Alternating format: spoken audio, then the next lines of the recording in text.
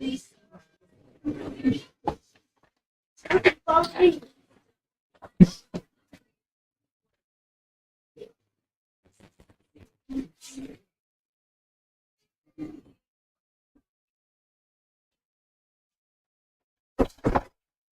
just said it to be.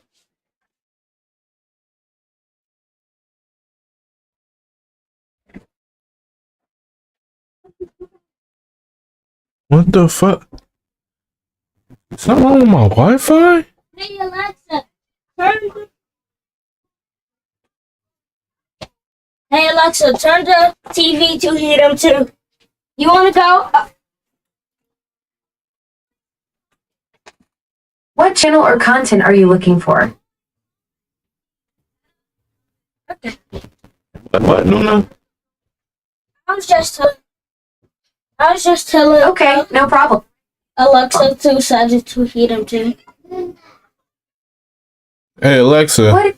change the TV to HDMI 2. She already did it. Okay. Close the door and close the curtain, Nuna. That boy don't listen.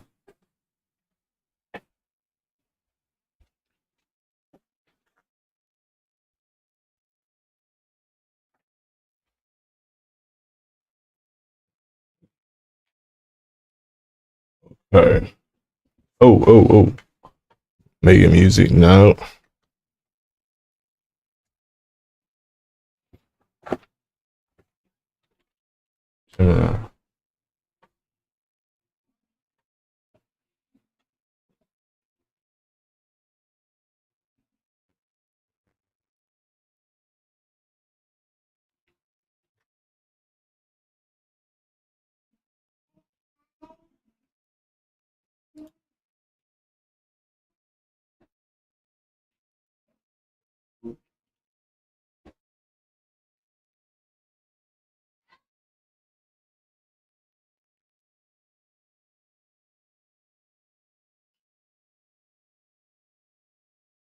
Damn, what's wrong with the Wi-Fi? Oh, damn, my mic's on.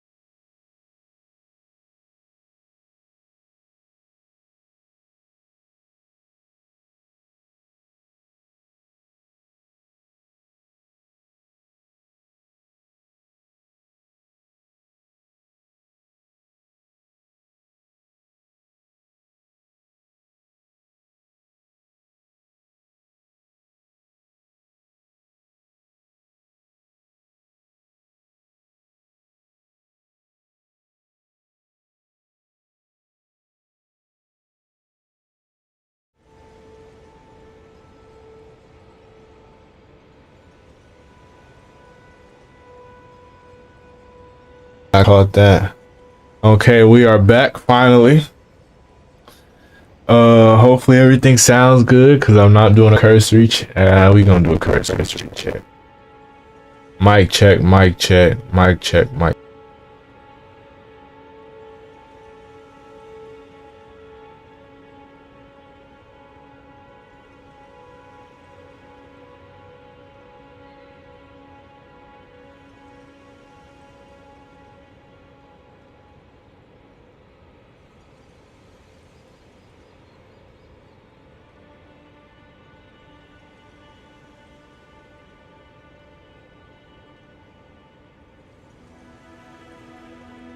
Mic check, mic check.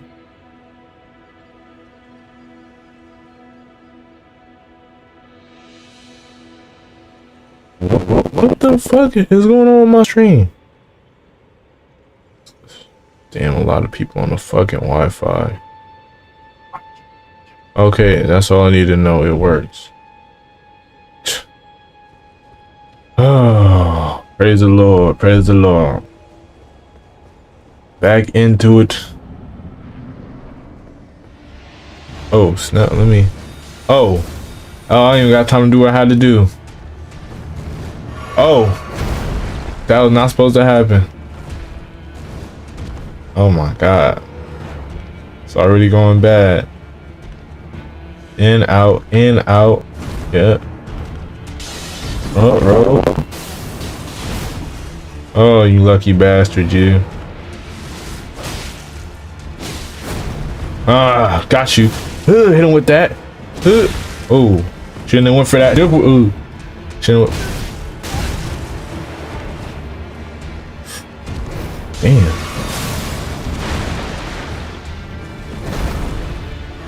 Come on.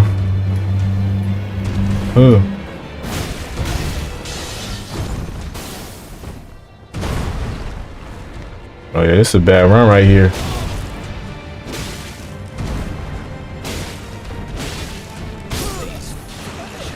Ooh, okay. Okay. Got fucked up there, got fucked up there. Okay.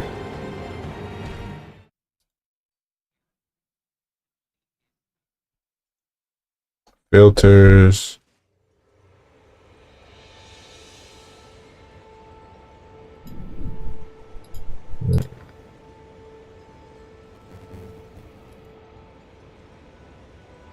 Mic check, mic check. Mic check, mic check. Mic check, mic check, mic check, mic check. Microphone check. Yo. Microphone check. Microphone check. Mic check, mic check. Ooh, mic check, mic check. I don't know. Hope it ain't nothing bad. Cause we gonna leave it like that.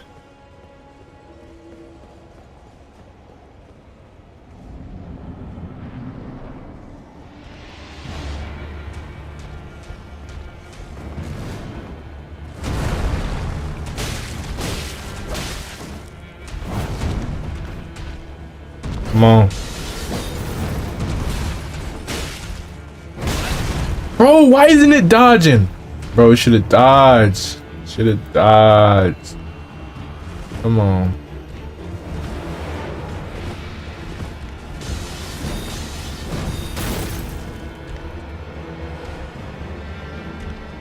Come on, baby. Stop. Ooh.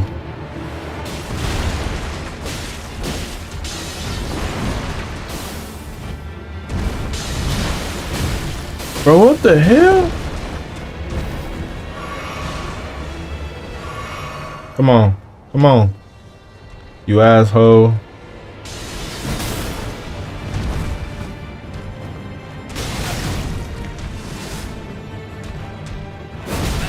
Bro, oh my God. Get my stream is. My stream working?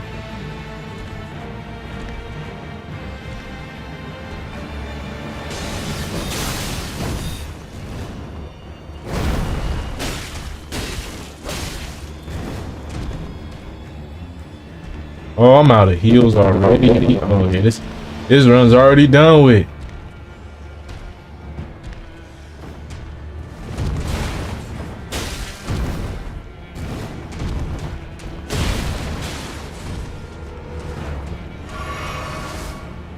And we're going charge, dodge, dodge. 1, 2, 3. Dodge. 4. Dodge. Come on. Yep. Shorter than you, dickhead. Oh, that fat ass swing.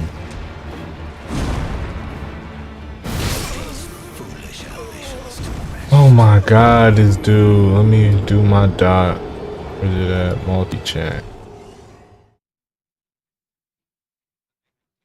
Oh, close. Open. Now we open this back up.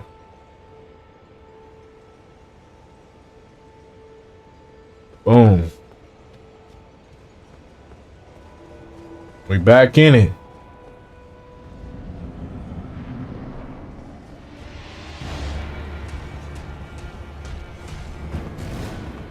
No. 1, 2. Back out. Bro, what?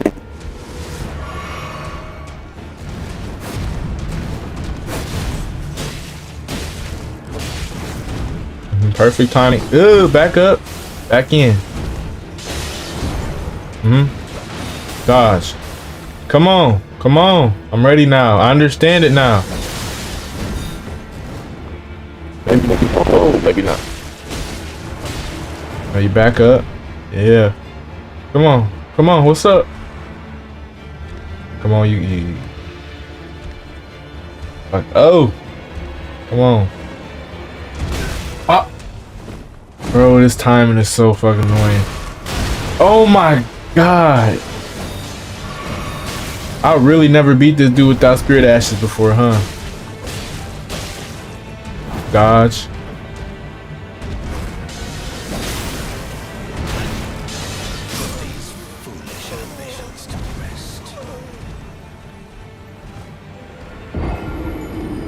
Bro, what is going on my screen?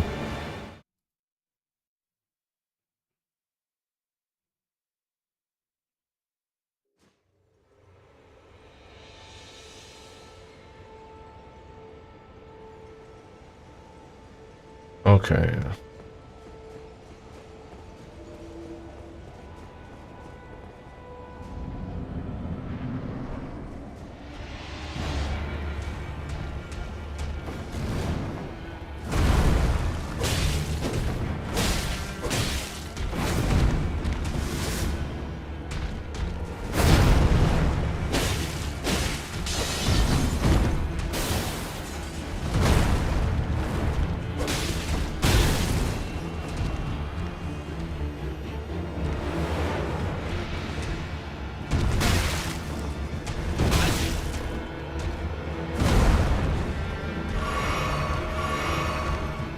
I hate you. Fucking.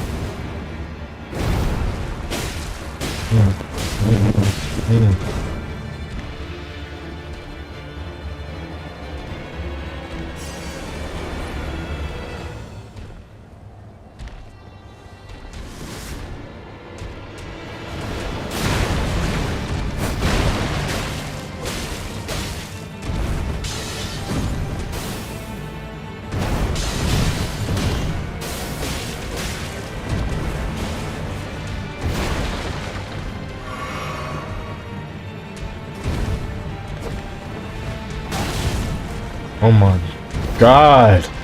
Dude is so fucking strong.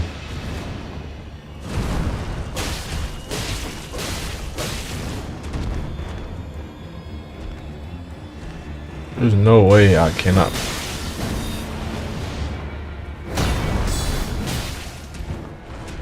Back up. Into it. Into it.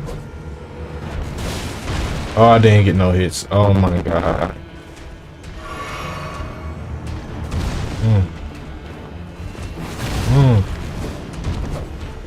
why you keep dodging me?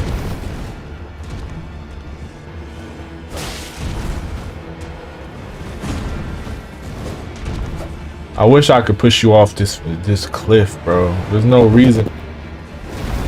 I have to watch my where I step where you don't. Like, come on, bro.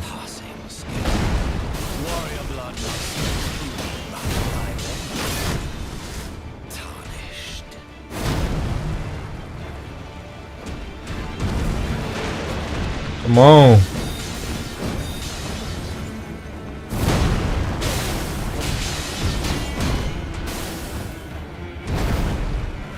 Got it. Let's go. This is the first I done got, bro, really.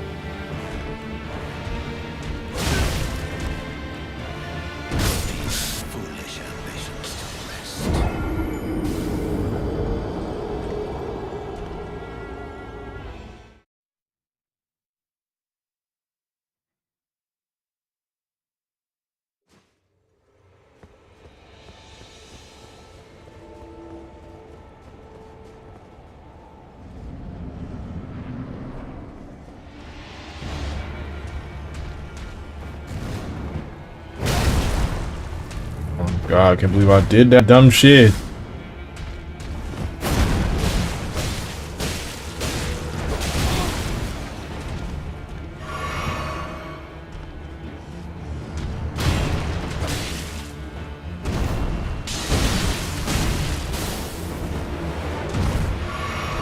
You're an asshole, bro.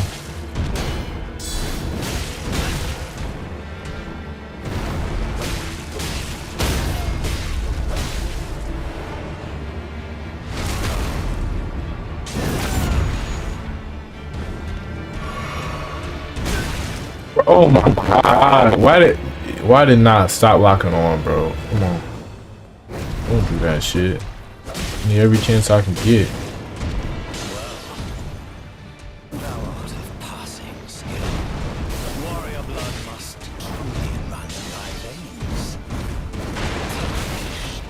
Oh, I did that wrong.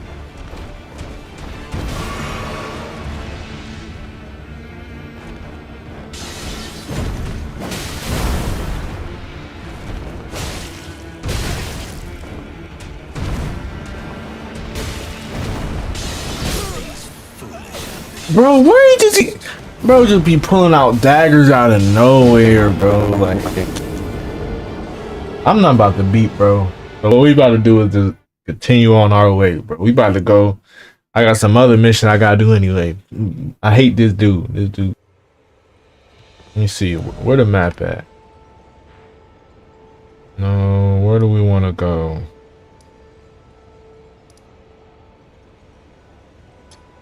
We're gonna go. Y'all go down here yet? I didn't go down here yet. That's where we going. That's where we going.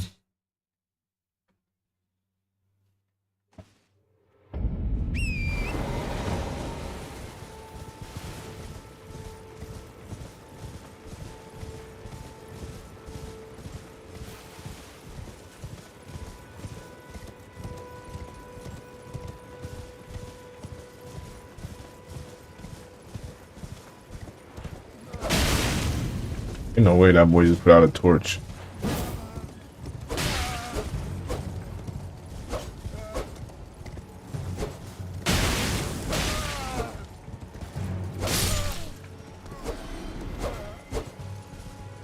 Die.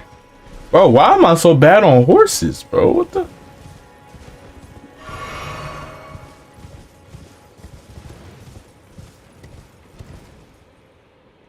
Oh, this is where the dragon lives. I might fight, bro, for real.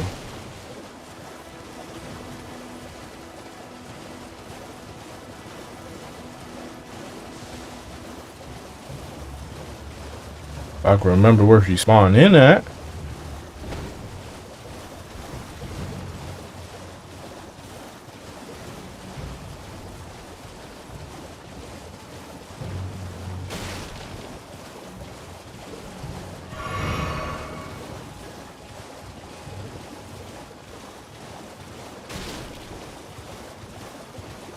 Where does he spawn in? It should be like some oh.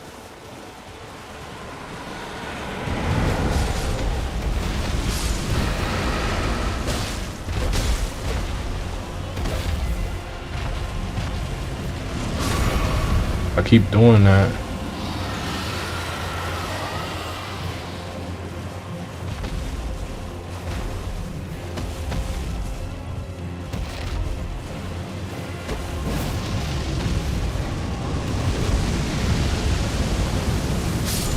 I'm trying to get my Pro Controller in the right configuration.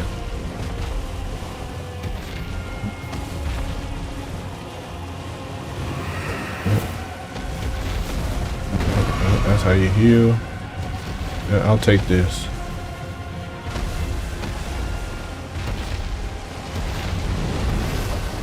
Come on, ooh.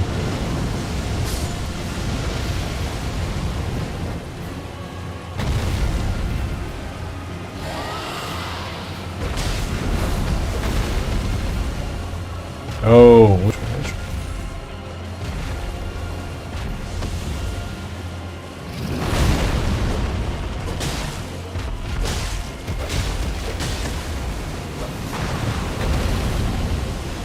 Oh my god, I'm out of heals because my dumb ass keep doing that.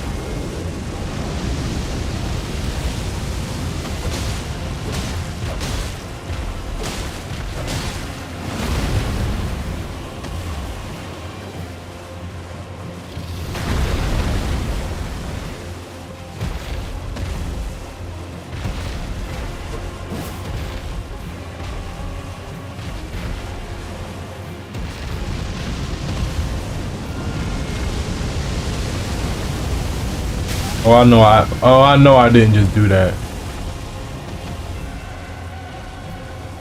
Okay, let me get this. Jump. Dash, jump out. This is what I wanted. Yes. This one's already dead, like I can't do nothing with this.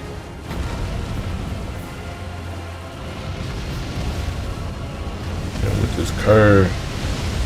It was this curve. Yes, sir. We in there. In there like swimming.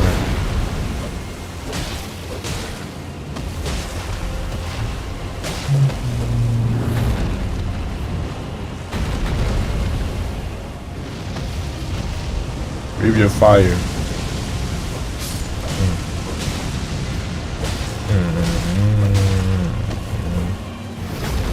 Yep.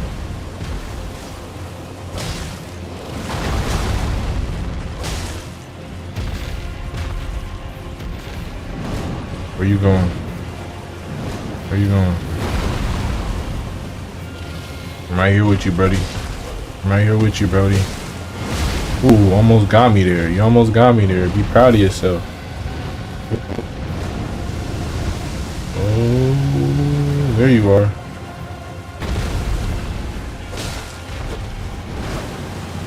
Oh, there's the second phase, it looks like.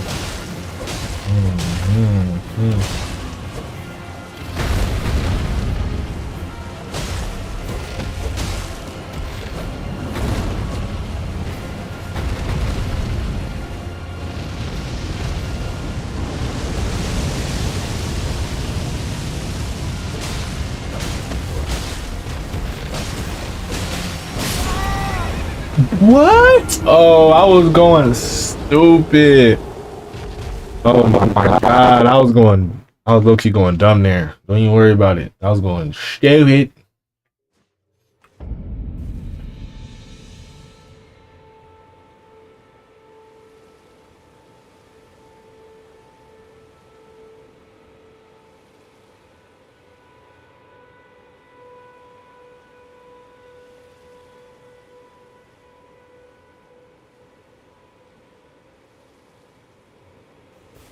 What?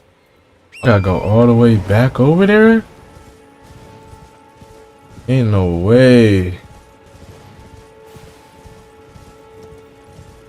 That's dumb as fuck.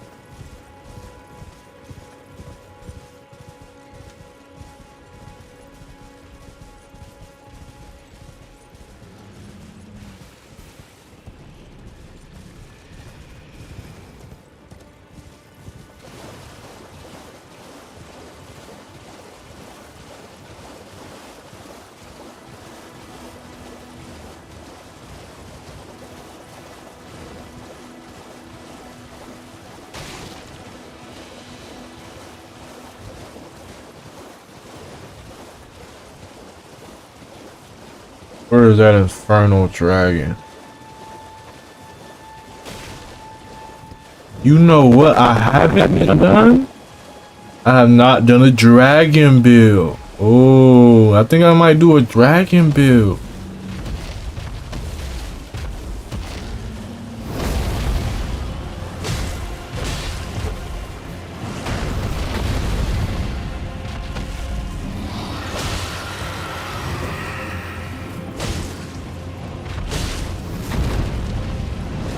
Yeah, you dying to me today, brother. My brother.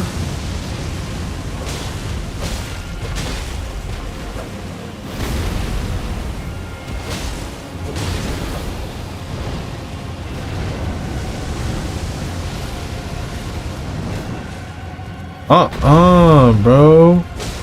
Get down from up there.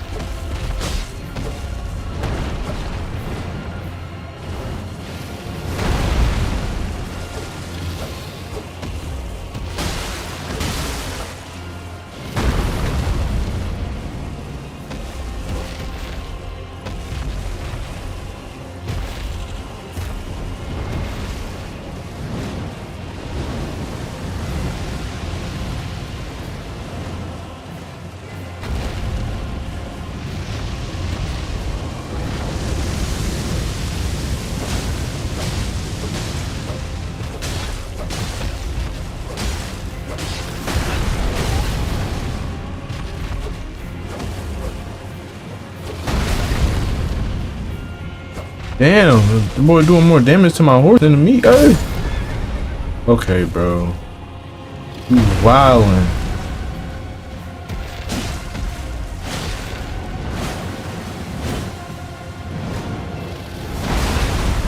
Okay.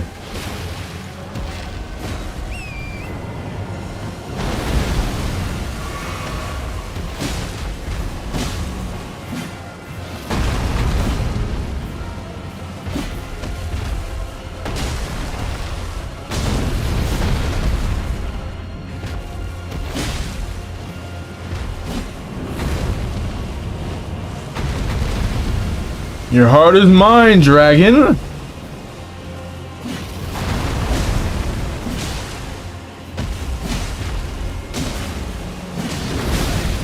Ooh.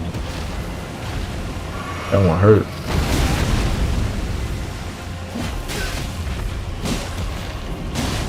Okay, 6.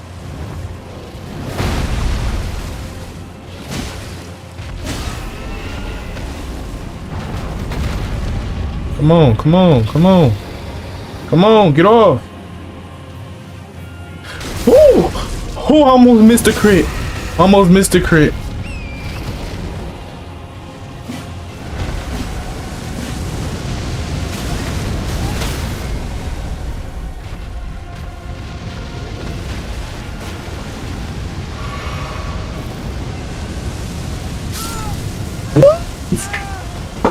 What? Oh my god, there's no way that happened, bro.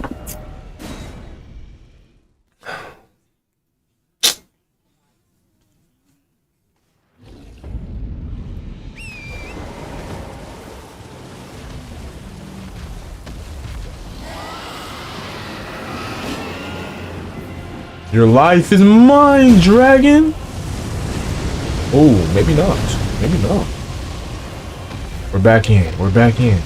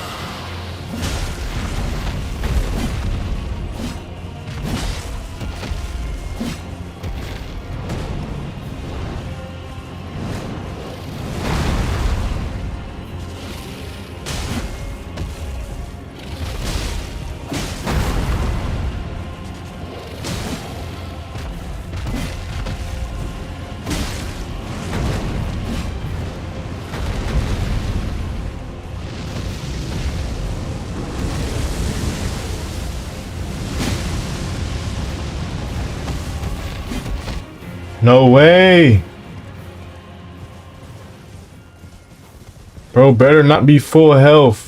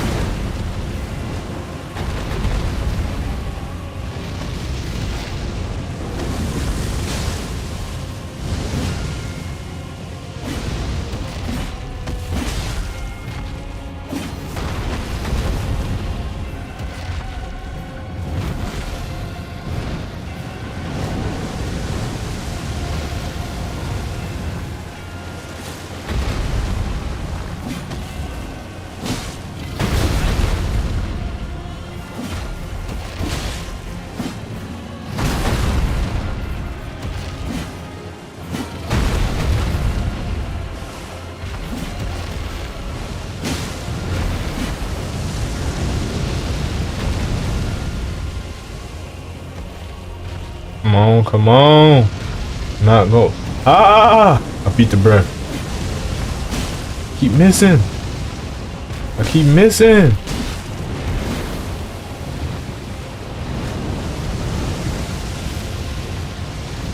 What?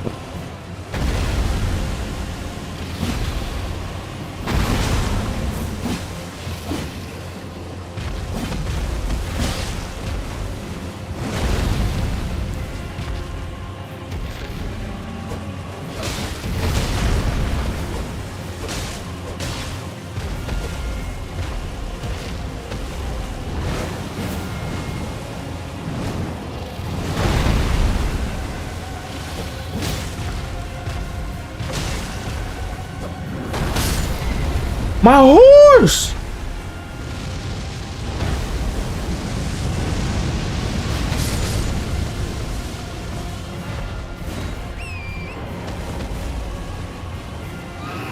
To me! Ah! We killed a dragon.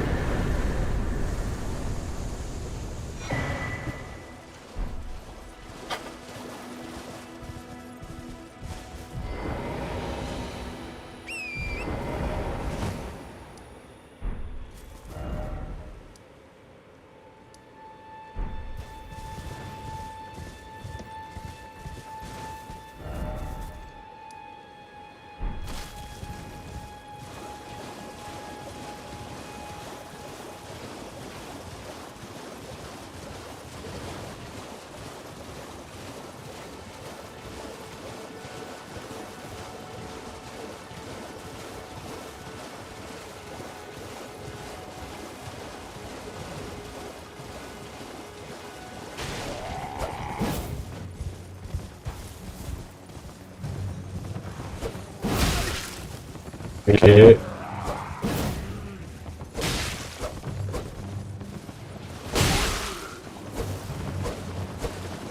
Fight me! You know what? Eat my spear.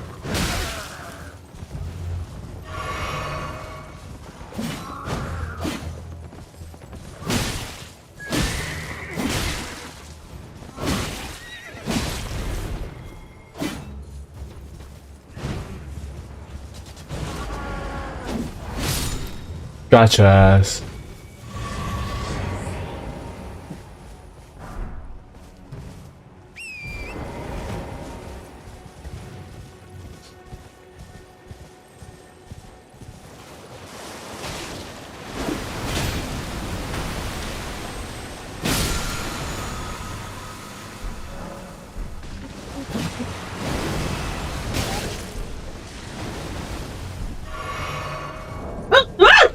What? So, the mirror. I fell for that too. Ooh, what's down here? I think I remember. Is there a war going on down here?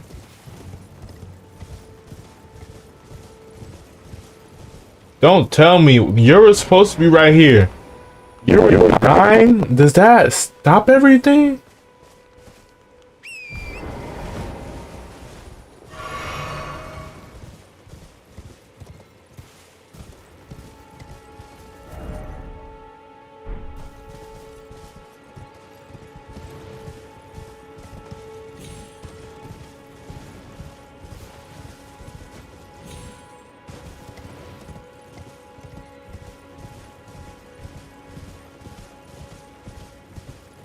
Here's the war.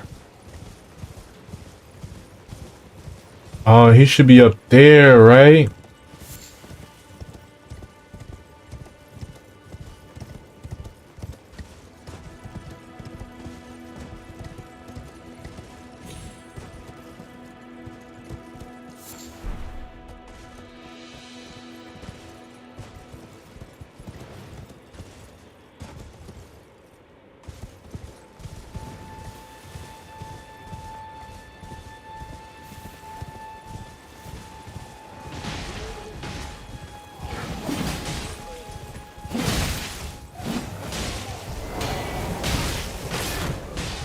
Dickhead.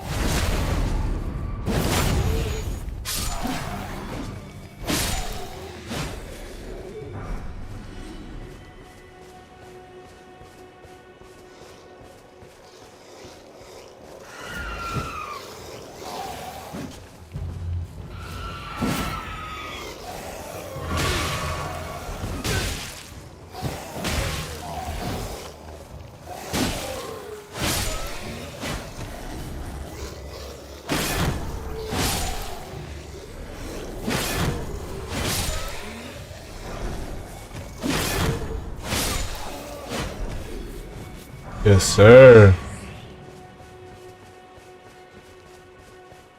Massacre.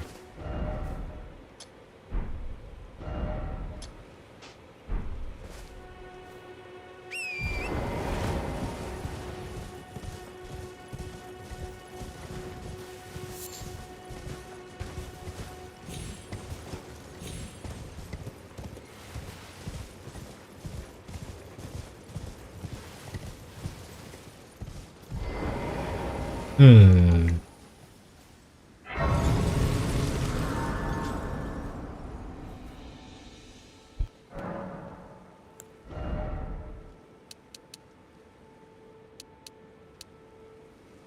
Bigger.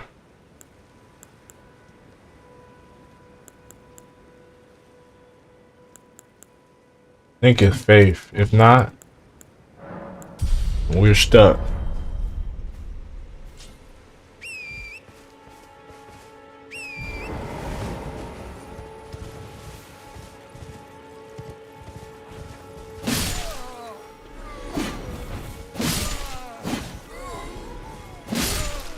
Death through all. Yep, this is where I wanted to be.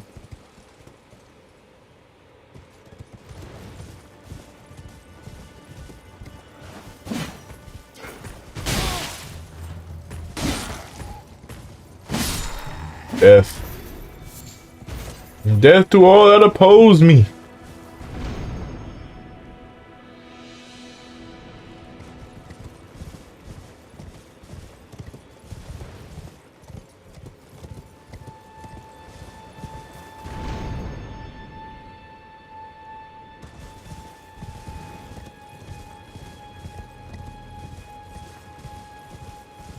Oh, let me see what's in here.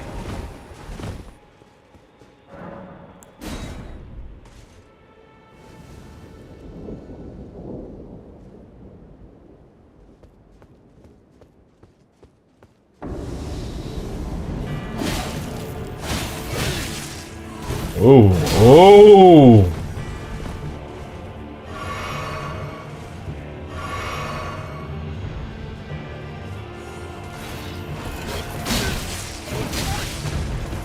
What?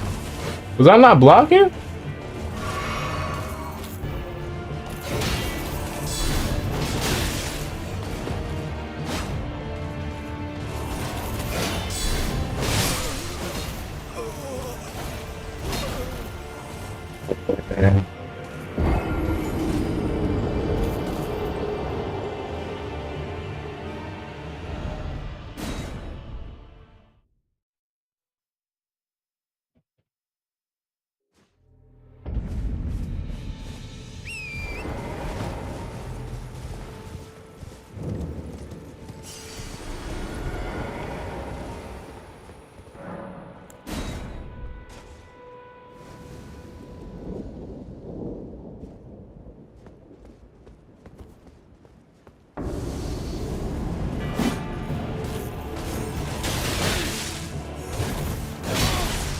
Bro, what the fuck is with?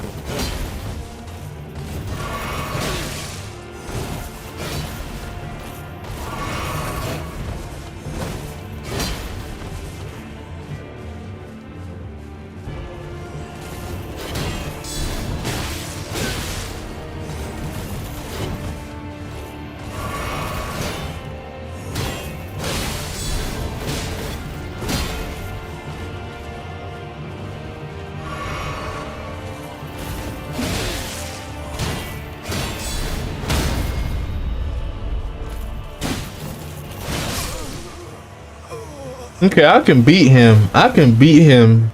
But it's just like, damn.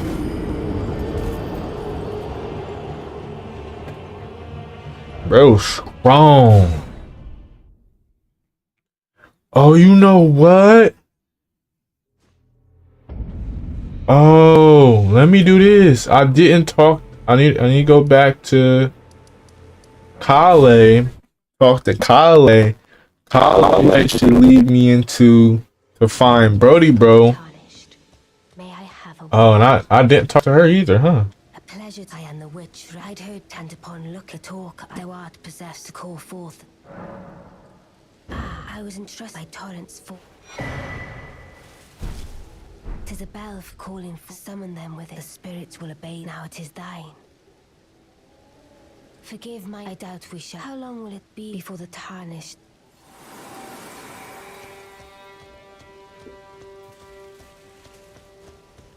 Wait, well, you're back.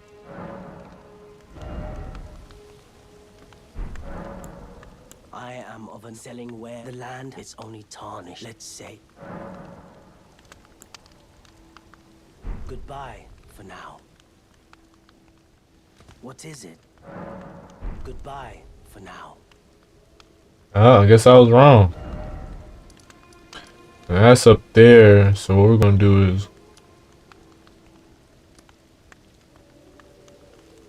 go back over here to the ruins.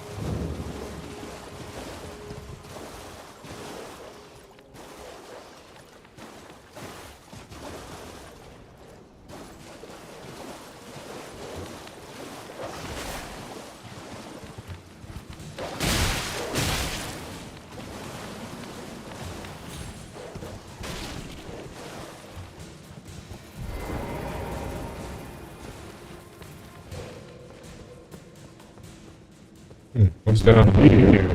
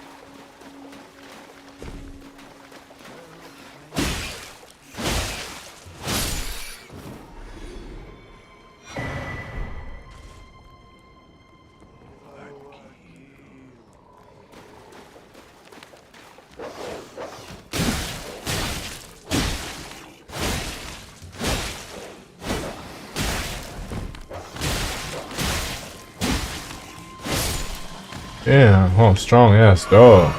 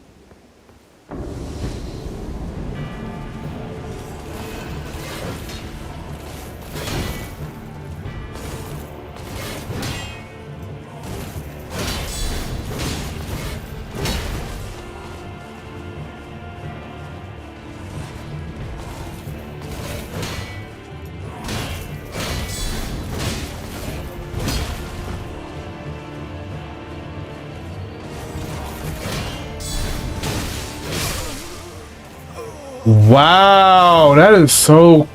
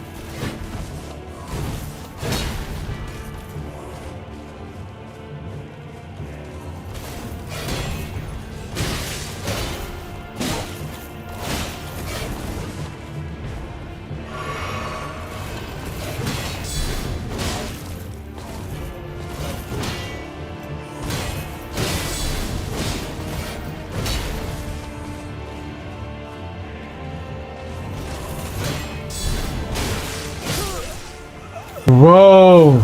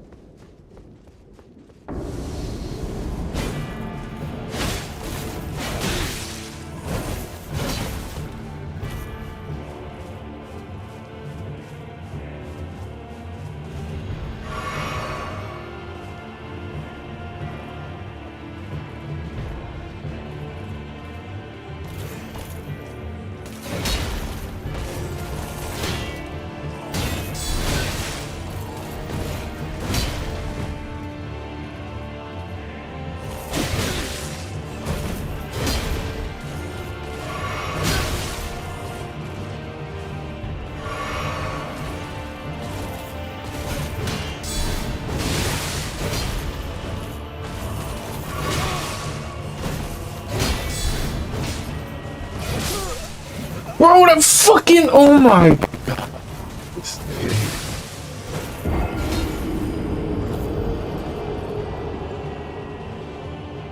Okay. They playing with me. That's all it is, bro.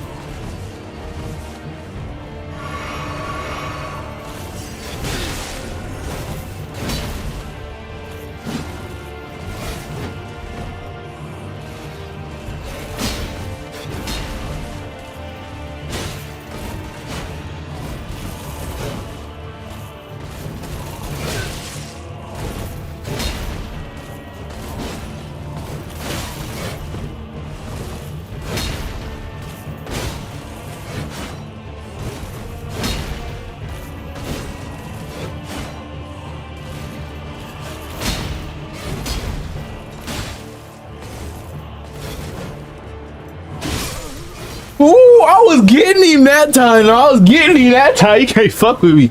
You can't fuck with me for real. Like, can you imagine this, bro? Just in a mortal enemy. Every time you kill him, he comes back better than he was. Like, it's not even like I come back every couple years. I come back every couple minutes, bro. Like, You can't hang with me for real, bro. You're not on my level yet. I'm about to wait. I'm gonna get you, bro. I'm gonna get you.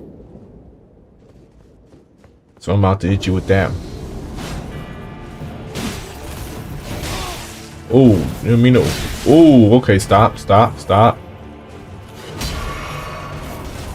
Huh? Huh?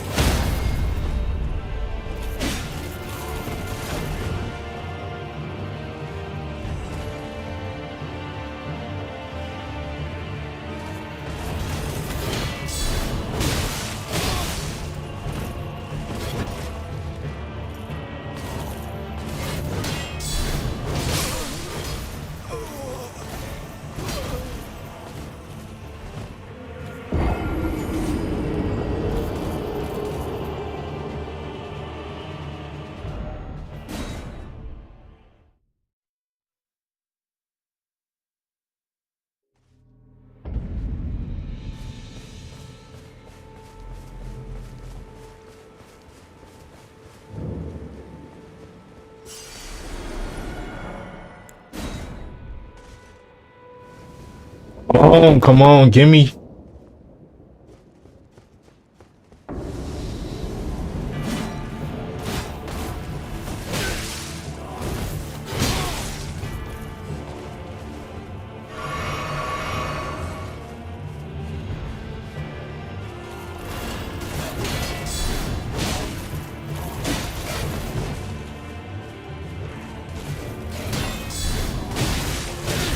Bro, you are a asshole, bro. Like, you bipedal freak.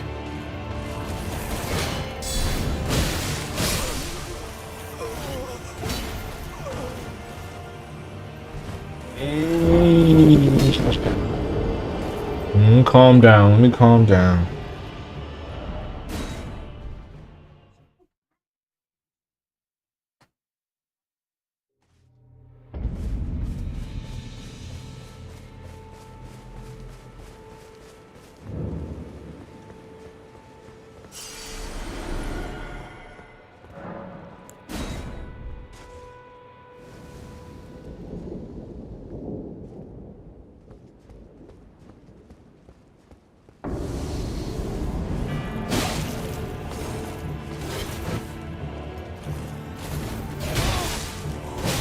Bro, what the fuck?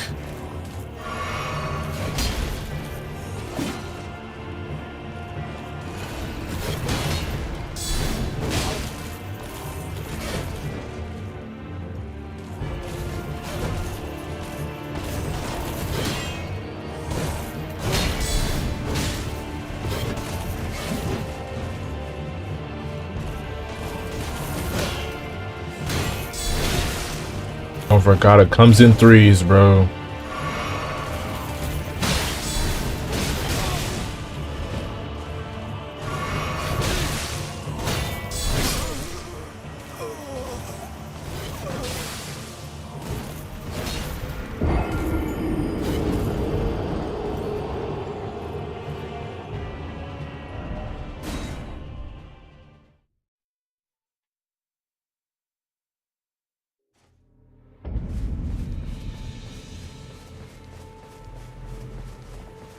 Okay.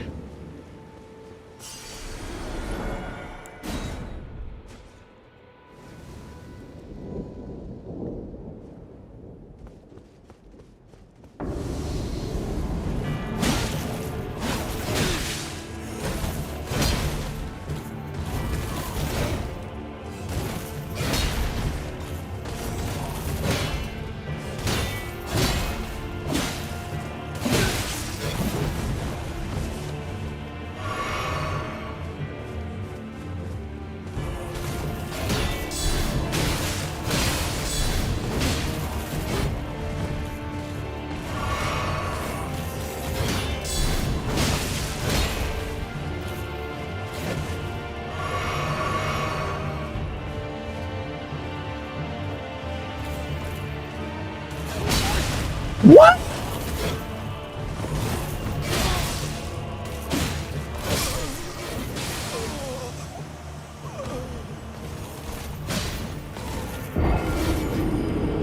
Oh yeah, this shit here. This shit here. This shit here.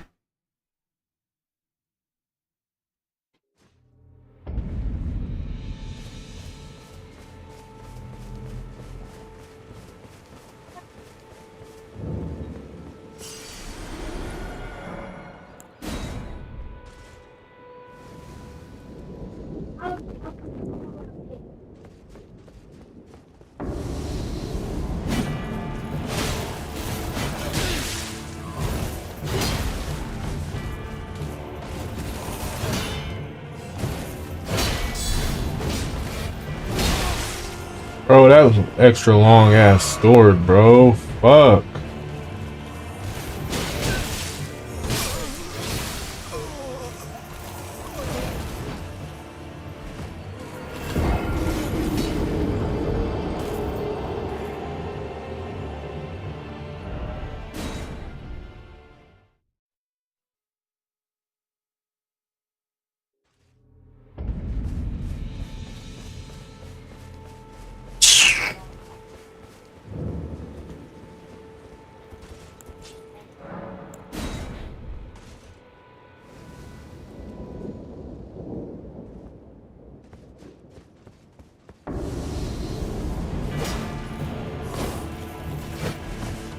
Fuck.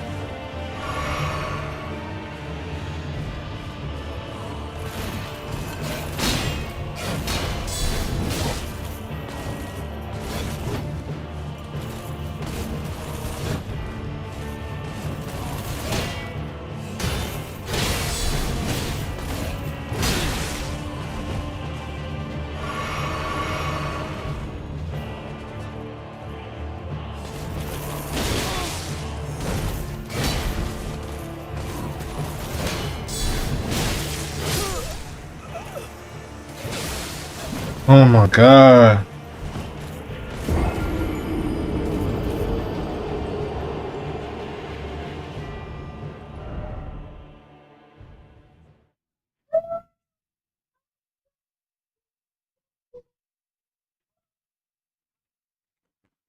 Oh my god. This shit is crazy.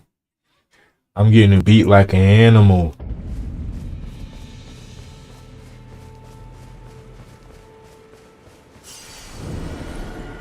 I lost my fucking coins.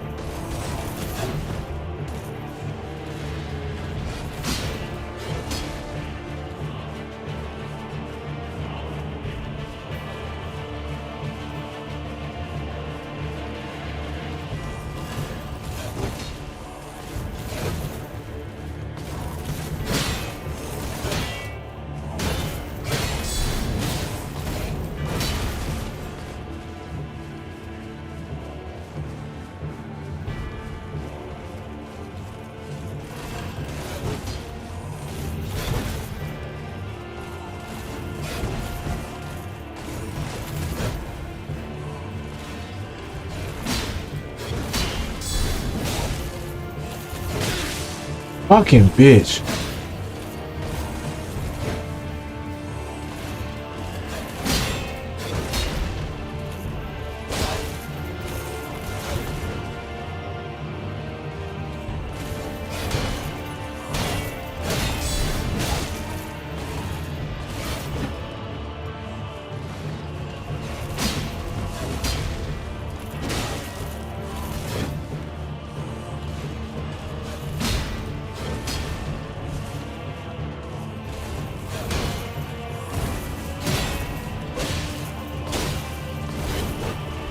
Oh, thank God that didn't hit me.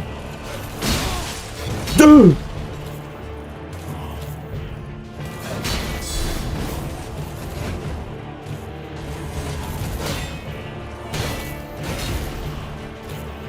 Can't afford the blood loss.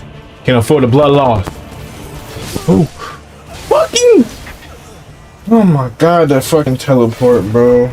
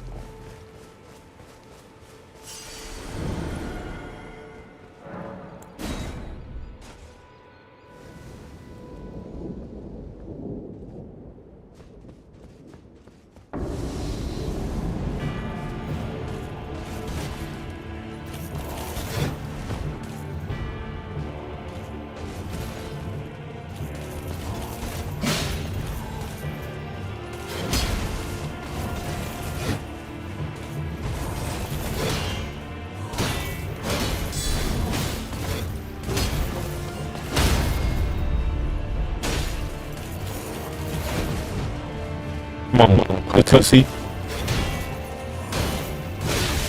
Block.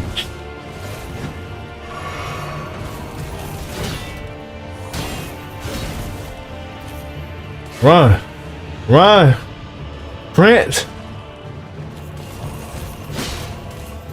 Can't catch me, pussy. Come on. Bro, what is with this dude and teleporting, bro? Just run. Fuck them AI viewers.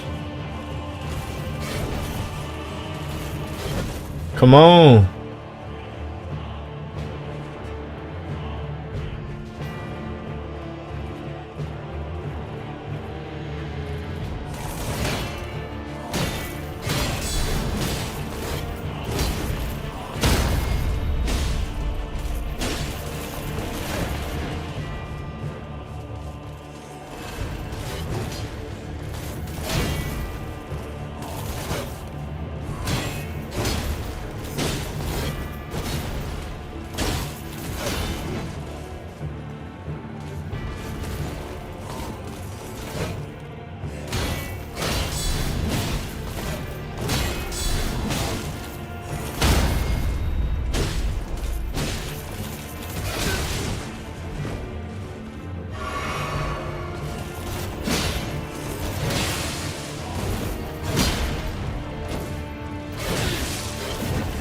Fuck. Oh, I'm bugging.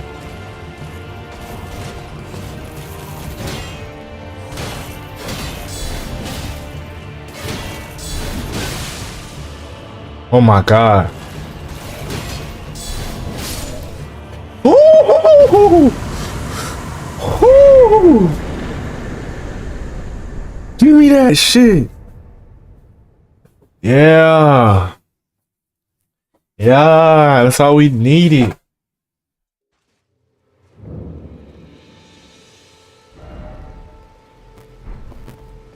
We out this bitch.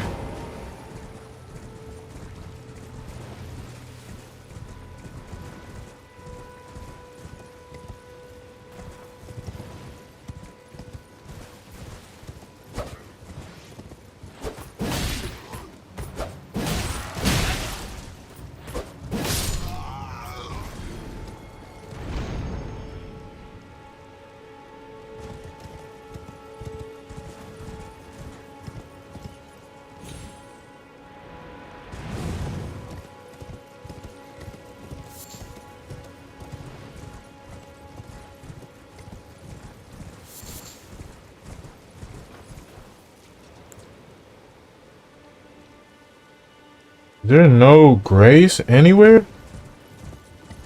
There gotta be a grace somewhere.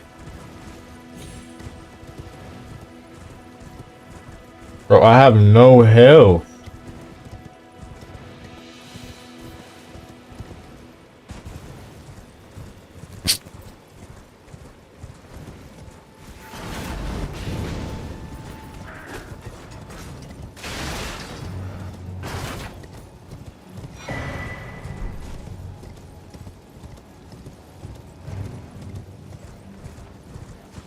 Okay, we good, we good, we good. Whoa.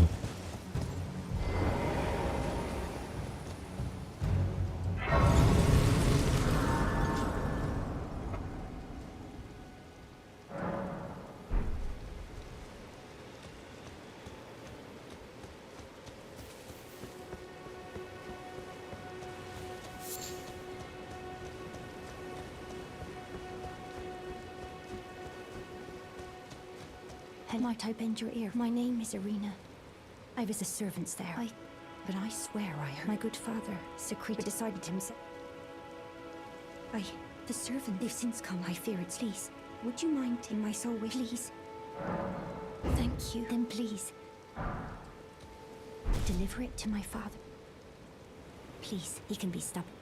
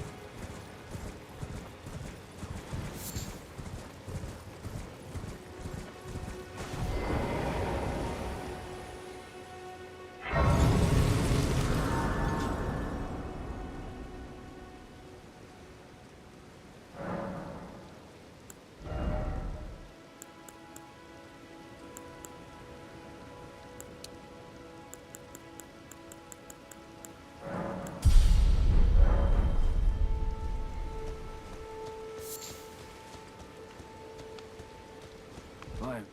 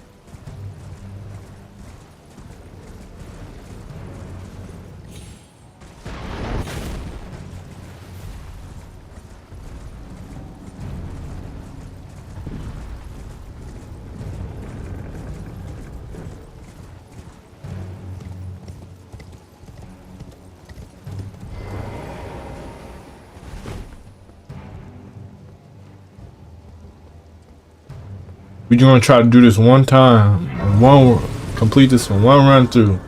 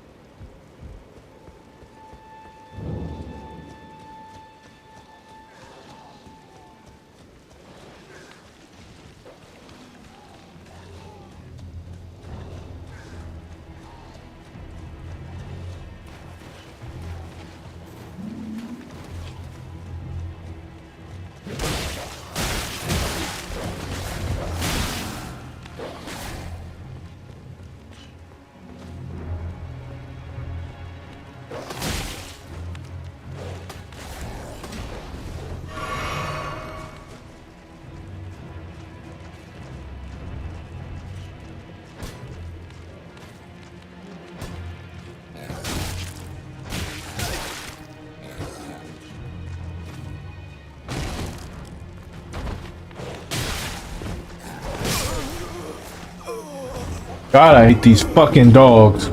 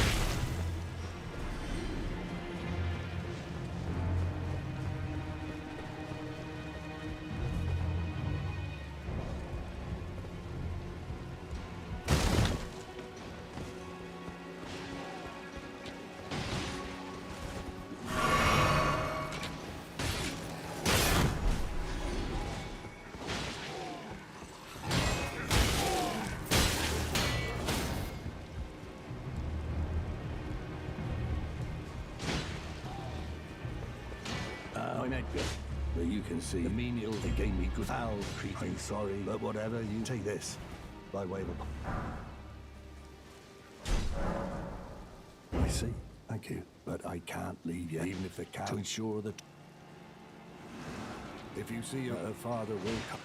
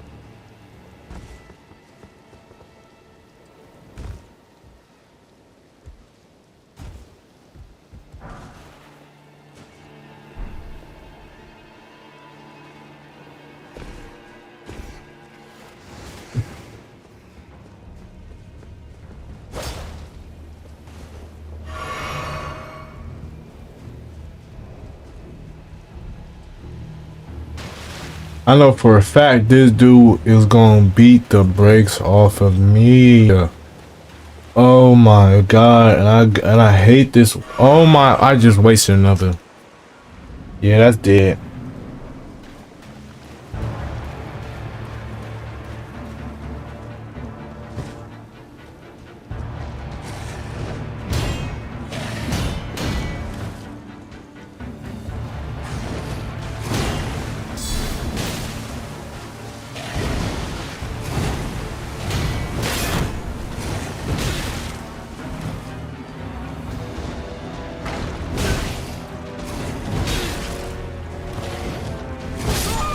Bro, what the I hate these move sets.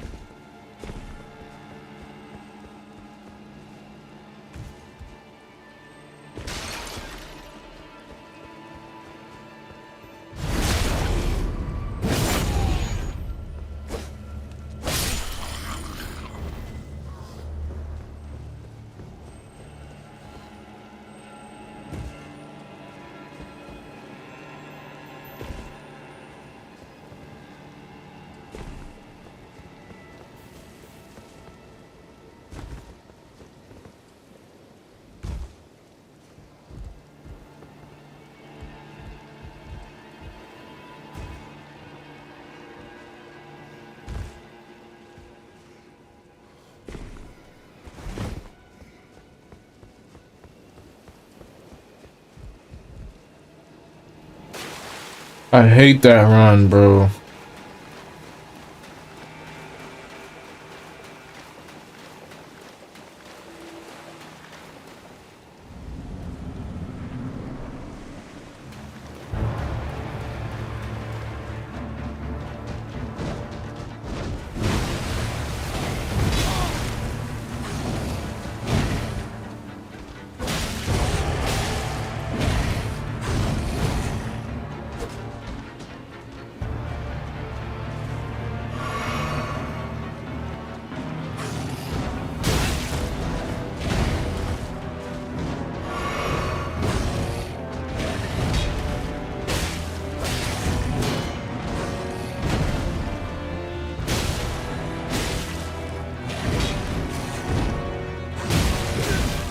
Bro, I tried to block that.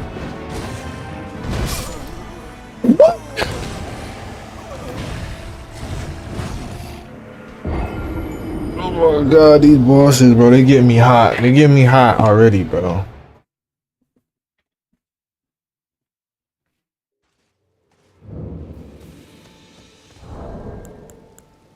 I'm not doing that.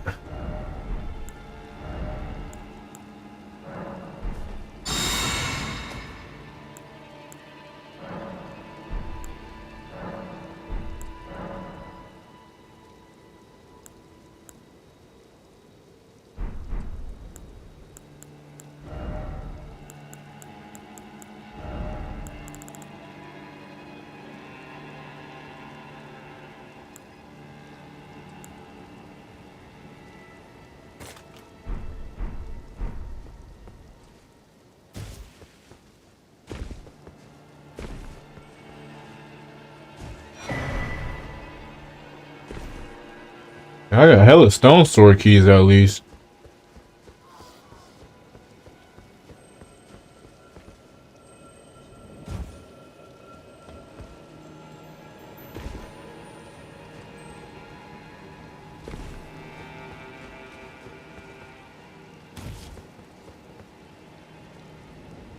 Shit.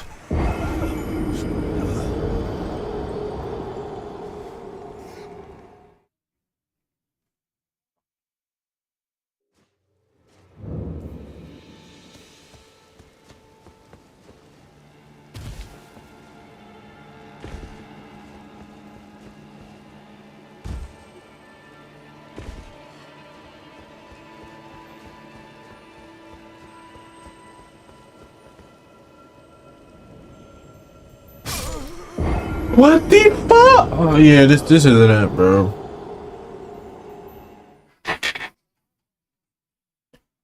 Yeah, this shit getting to me, bro. I hate this run back.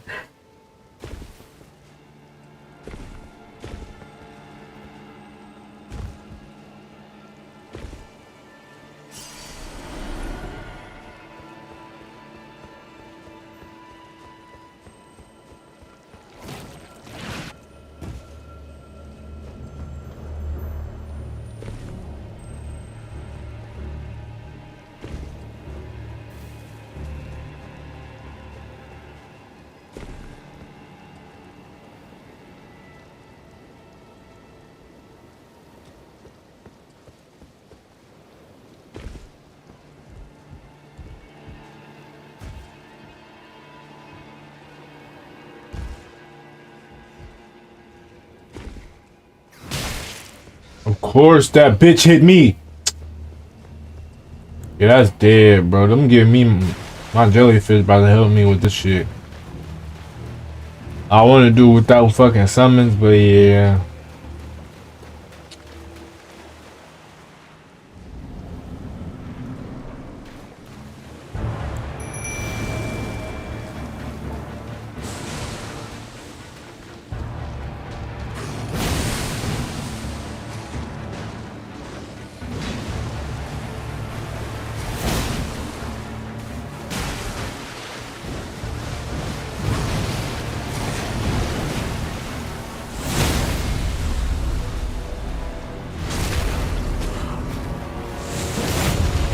You heard your name.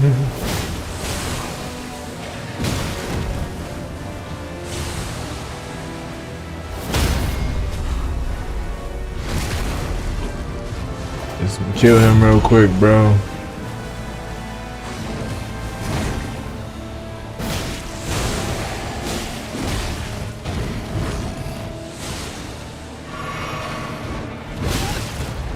Damn. At least he's dead.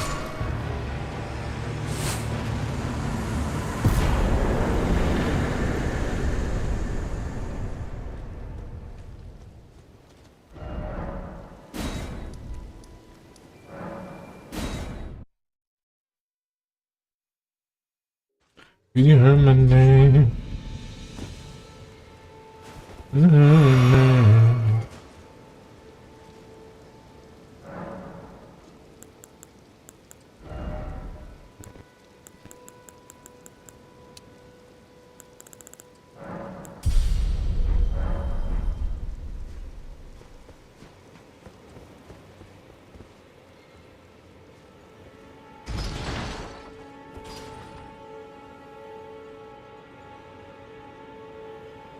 You heard my name.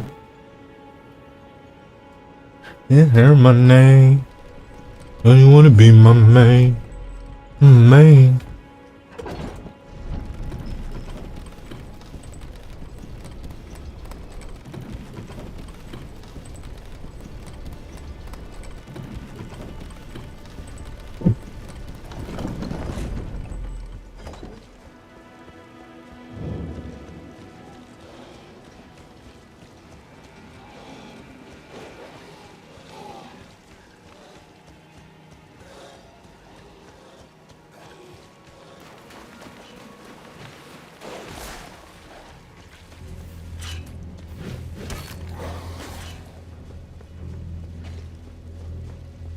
Why climb?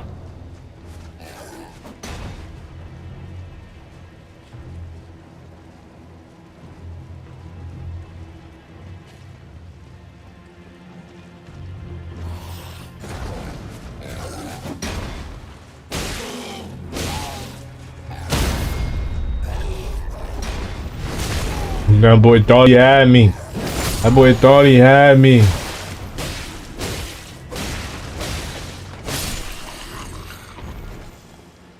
You can calamity, huh? Family, friends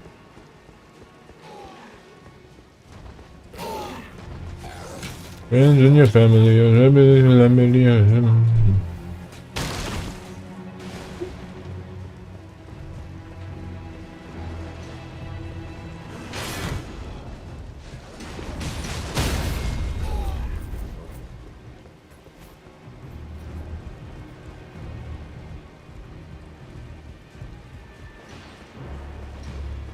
I'm in your debt for keeping this no longer bound sight. Thanks to you devote my arena. I only hope. Thanks to you devote my I ain't even gonna lie to you, gang. Your daughter dead as a bitch. Dead as a doornail.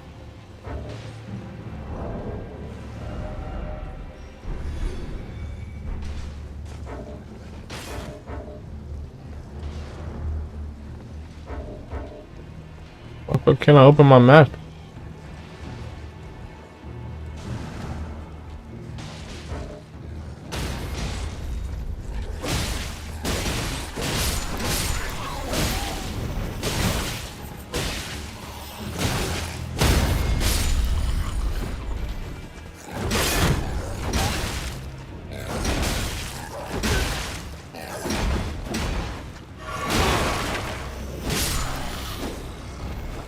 God damn.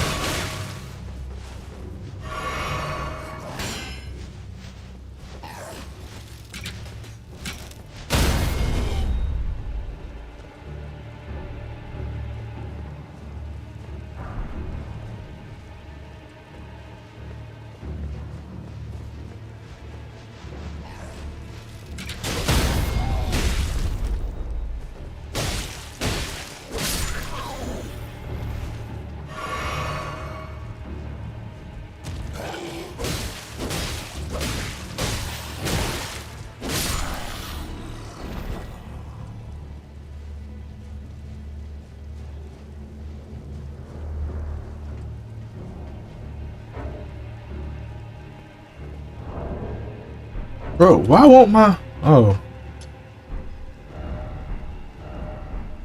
Okay, so it was just... That's good. I was about to get mad.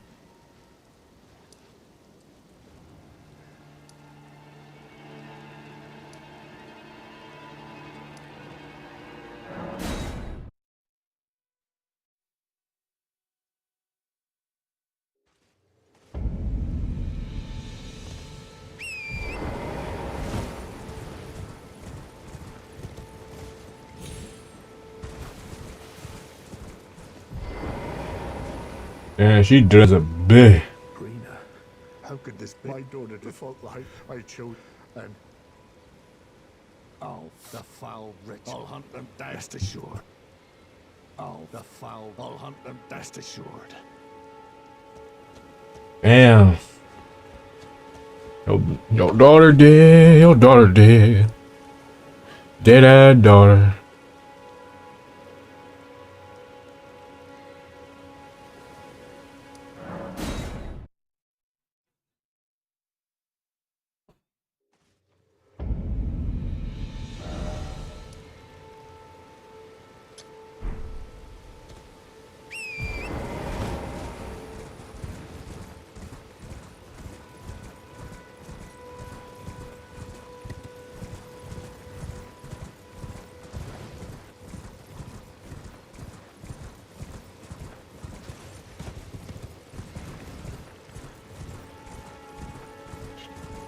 I'm not listening. Baby, I just don't got what you need.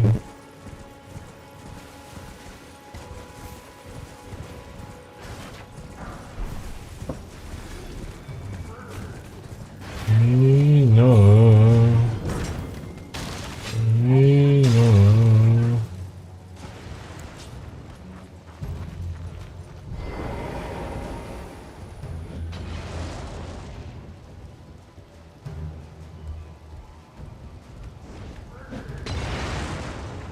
Dumbass. Oh, I know I ain't fall. All about to get mad. Oh.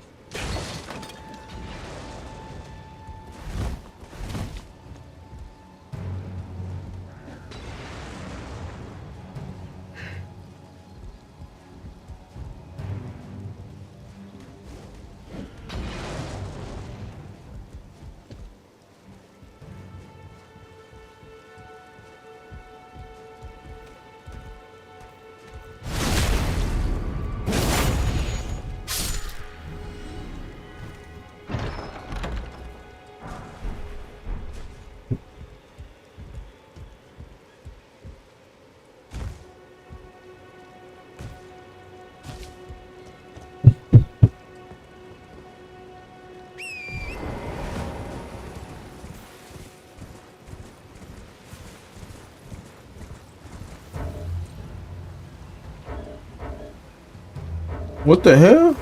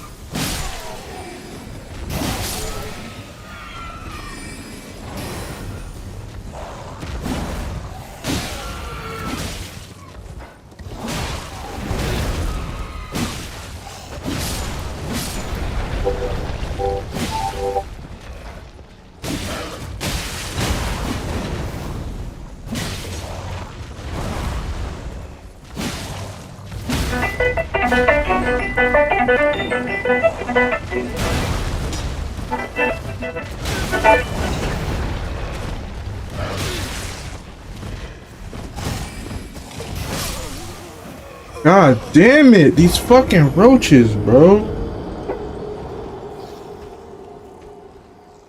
Yeah. Hey, can you go pick up your sister from the school? I'm cooking, please. Whatever. Whatever. Whatever. You cooking? You can drive my car if you want Yeah, to. you right. I'm gonna use your gas. No, drive your car. What do you mean by you're going to use my car? Mom, I was joking. Calm down. Uh-huh. Clement, when you want to pay me my money, Clement? Bye, mommy. You calculating the money there. Are you Yes, I know how much I owe you, mommy. $1,000? That mommy, I missed 2 months. Actually no, I missed 1.5 months max. Okay, come on.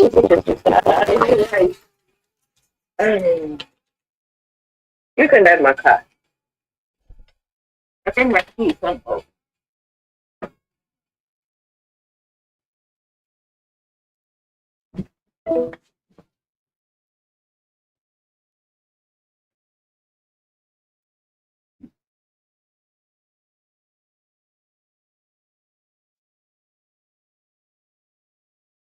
Yeah, I'm on my way.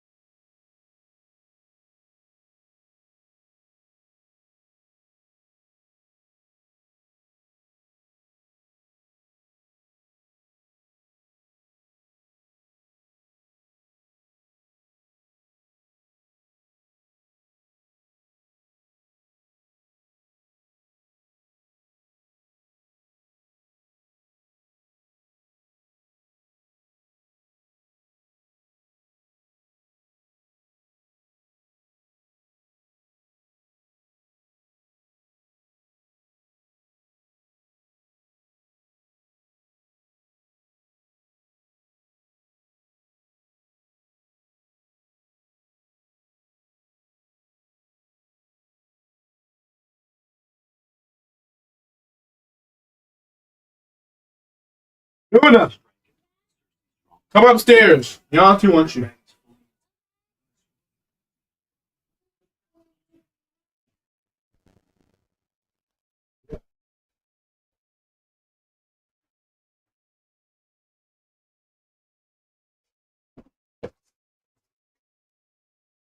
Something What? that Baby Dash is likely to use. Baby Dash Please? looks to ocean brain rots, so I guarantee you that he has like a Tralero or like an Orphalodon. Like he definitely has ocean brain rots. So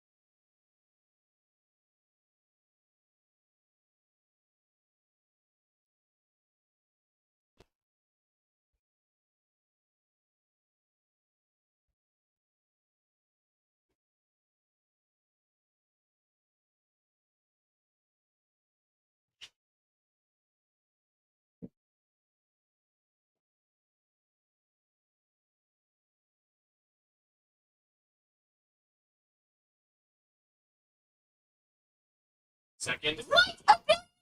Setting! Well, actually, my brain rot is it is modded, so it makes one really not.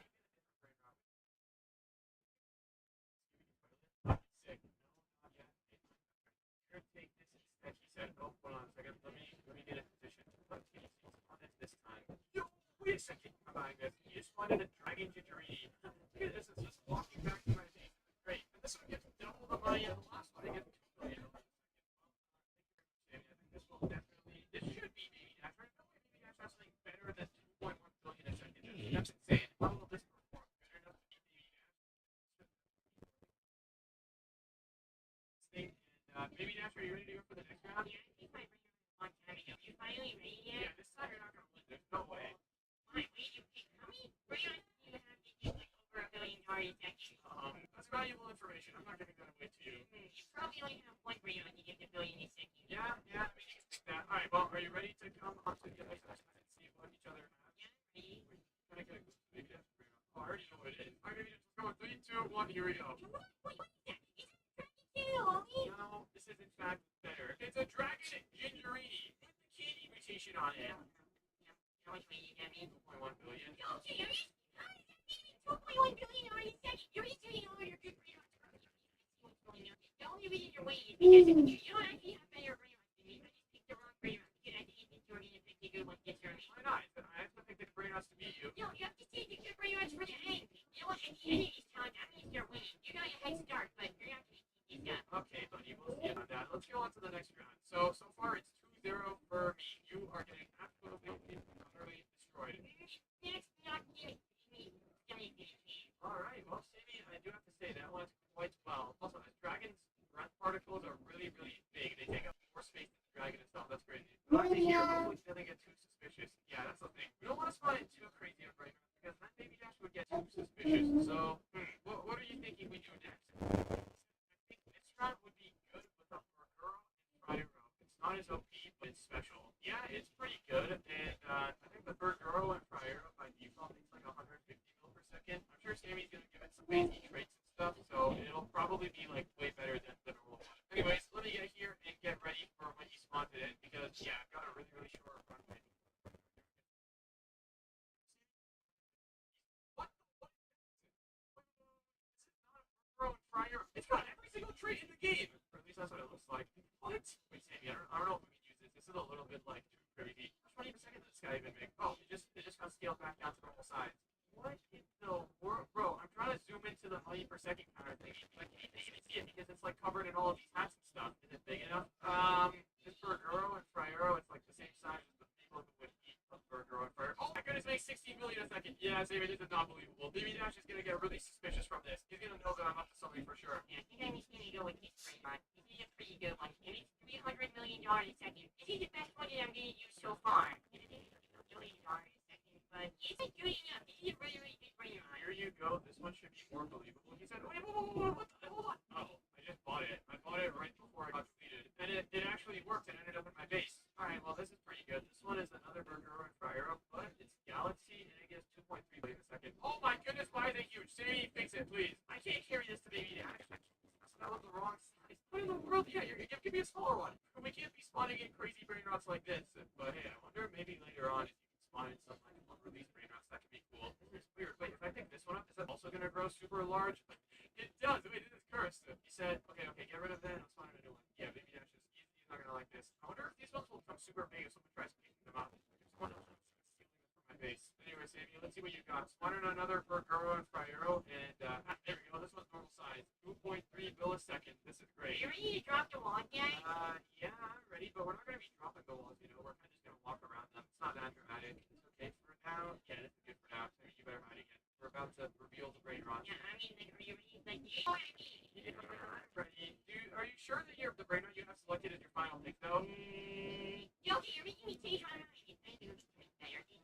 Actually, wait, you're bluffing. You're not. You probably have a really bad brain rot. I don't. You're just trying to get me to pick up a really, really like bad one, and you probably have a bad brain rot. You're trying to not waste money of your good brain rots on this round. No,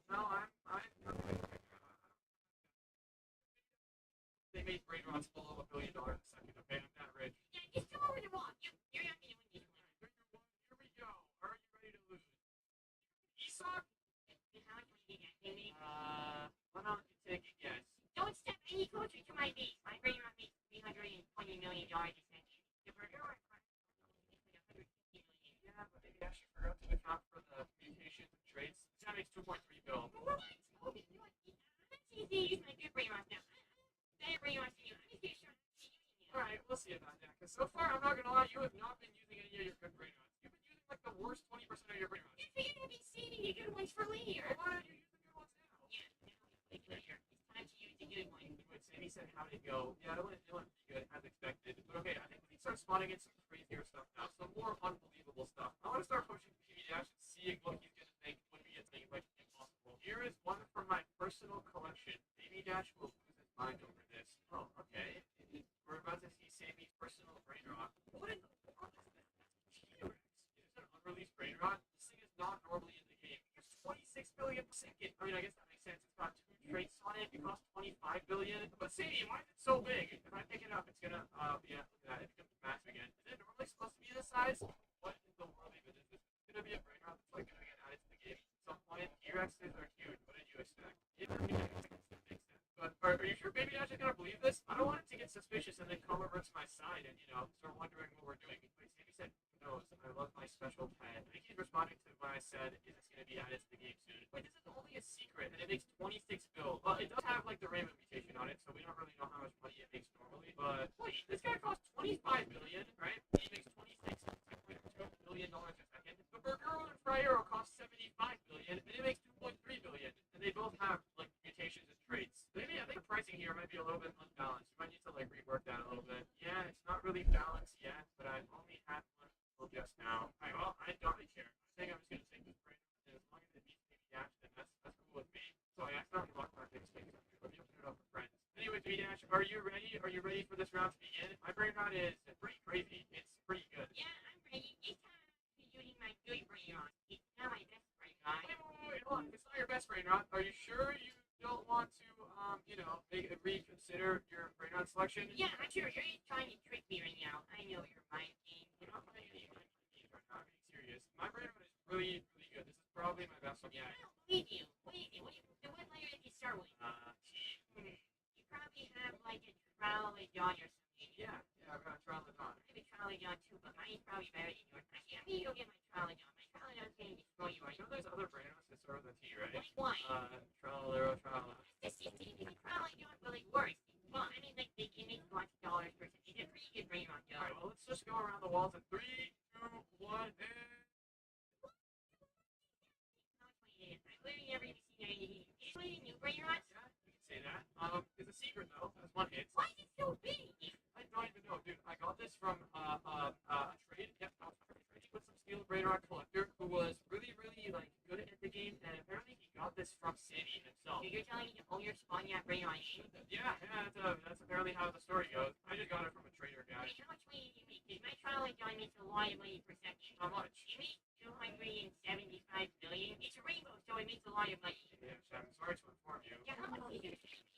$26 billion per second. What?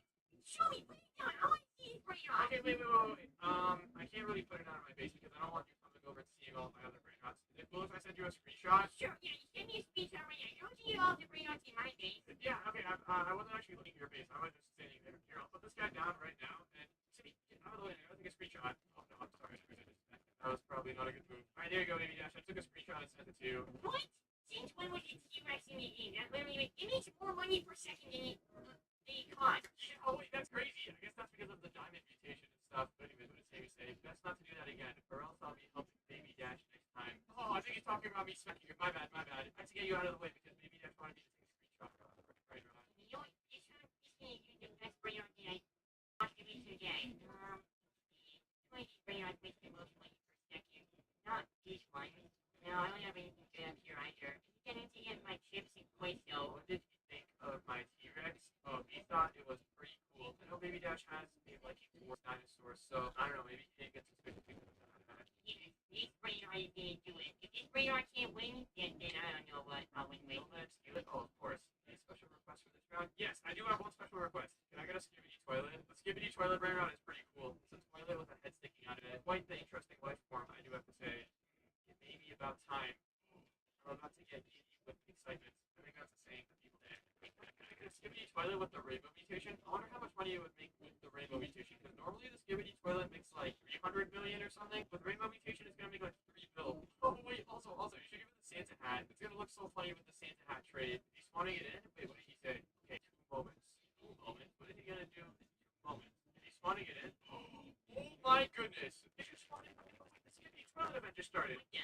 Is this me or are there Skibidi toilets everywhere on your map? Did the Skibidi toilet even start? Yeah, wait, it did. Oh, Baby Dash, I know what this is. I think ever since the Skibidi Toilet brain rock got added to the game, every like 30 minutes or something, there's a Skibidi Toilet event. For every 2 hours, there's a Skibidi Toilet event they run. Yeah, that's weird. Now we have toilets everywhere.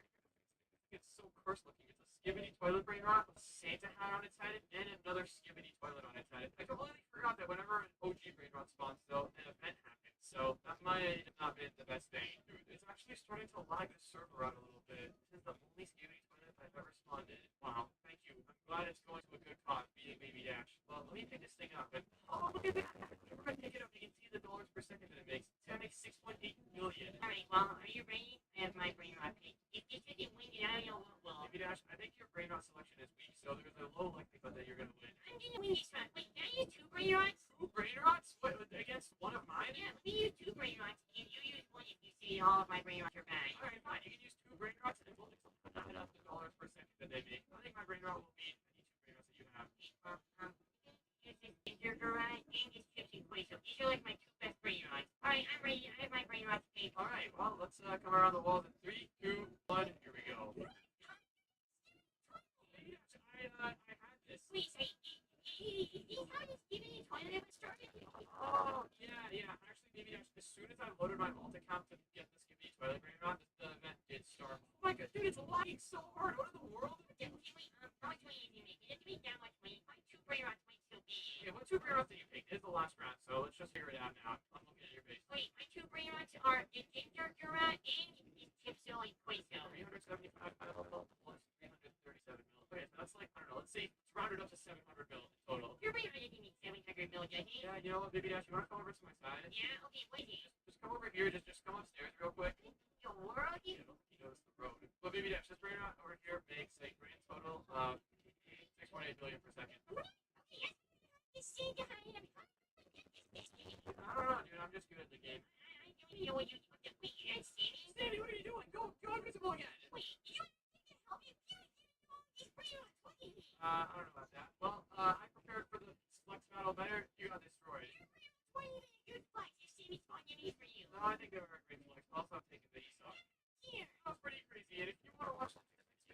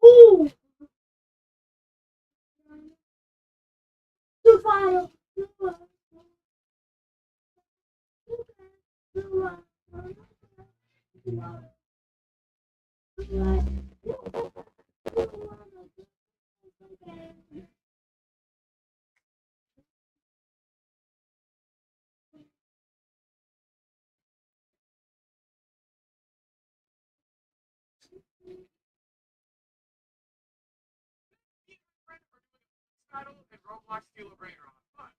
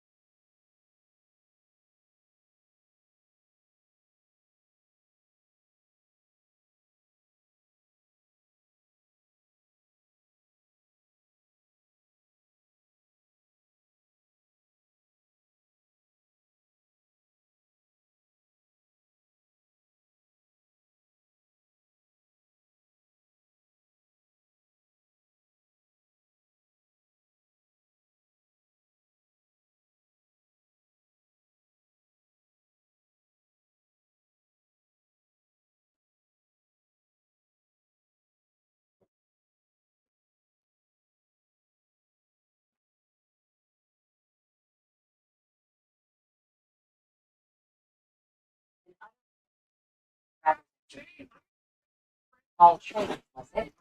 The newest vassal of House Stark, remarked from across the table. This was where things got difficult. You are correct. He was keenly aware of everyone in this room. Not a single one of them spared the North an ounce of thought.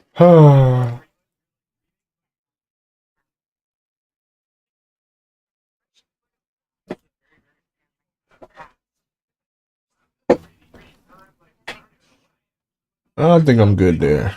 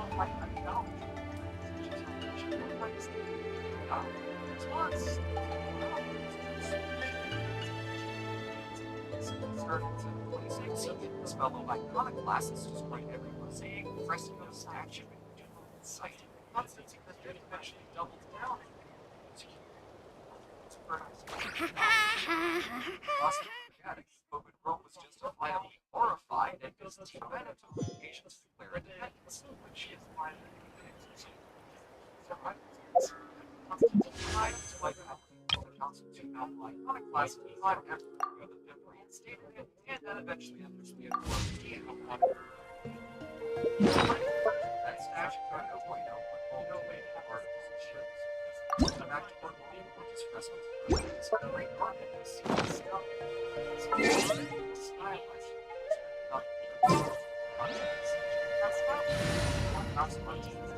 Somehow I think art is representative of this.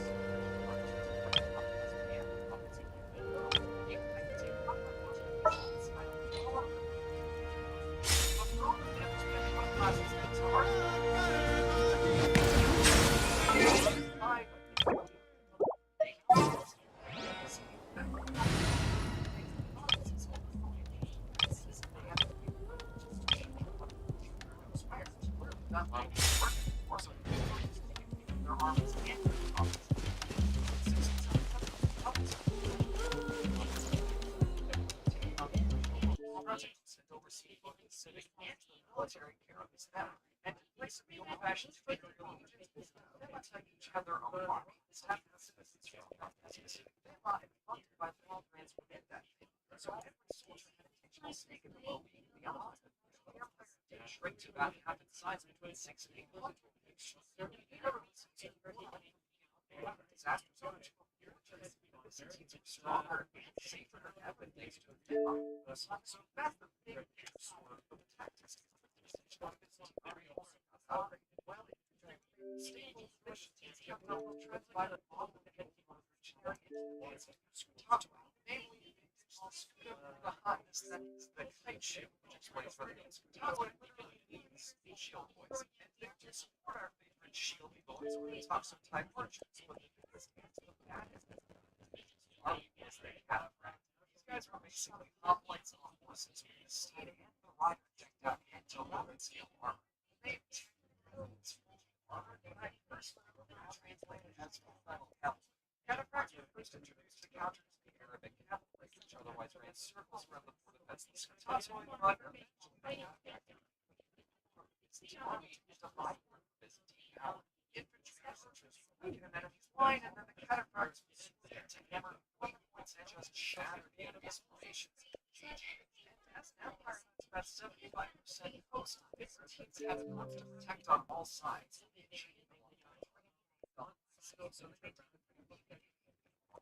take some mess with perfection. Byzantines still used a version of the trireme, so 2,000 years later as the primary ship. The drone is a and been upgraded by routine sailing, but absolutely no catapults. Plus, instead of simply ramming into enemy ships like some ancient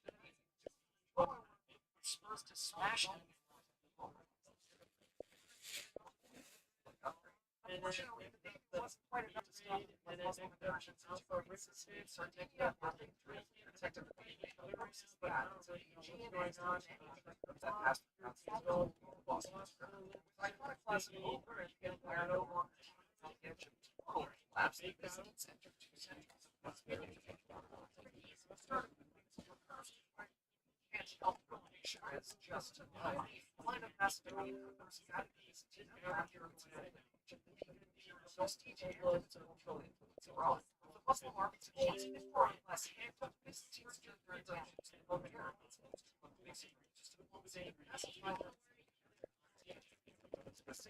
So Vladimir became a 6% of Russia with its flooding, its alphabet,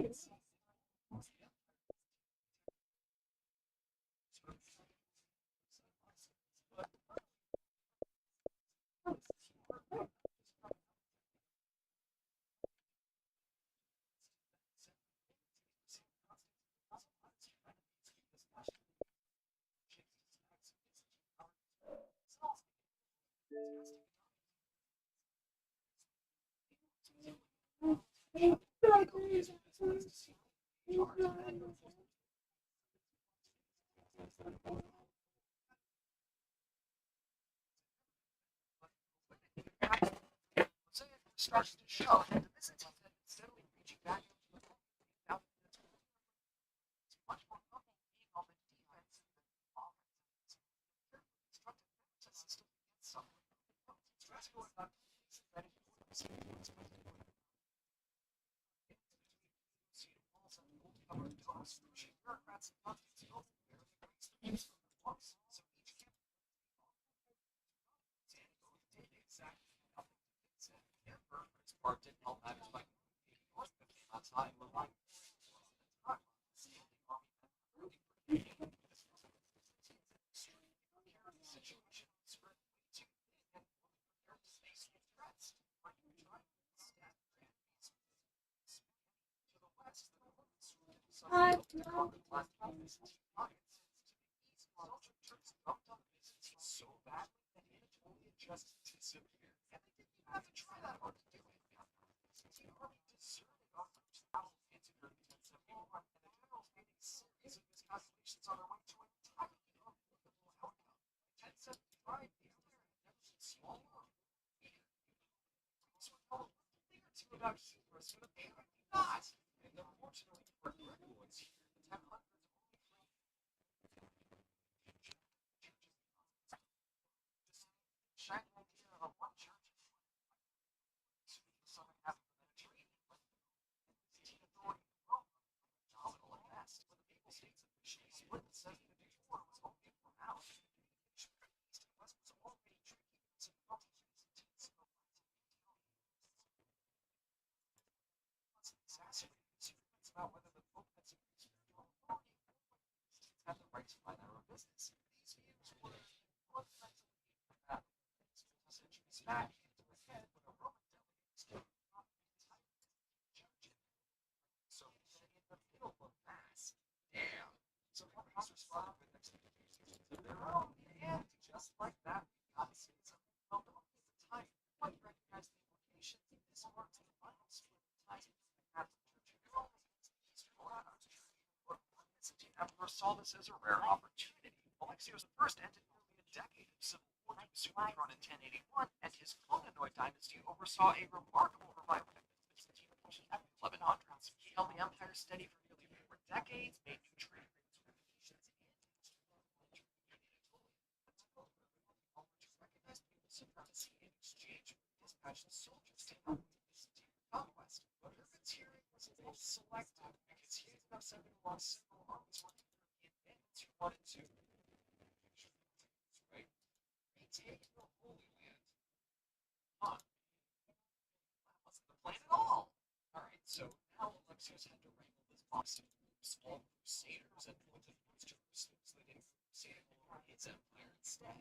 Unsurprisingly, crusader groups were excited to conquer their own lands than to bother restoring lost Byzantine territory. And subsequent crusades would only entangle the Byzantines further into the best things medieval European politics and melting by antagonism from their western neighbors. Meanwhile, the Normans were constantly poking about continuing since soon enough the Venetians had a monopoly on Byzantine trade. But despite all that, the empire alone it first got it.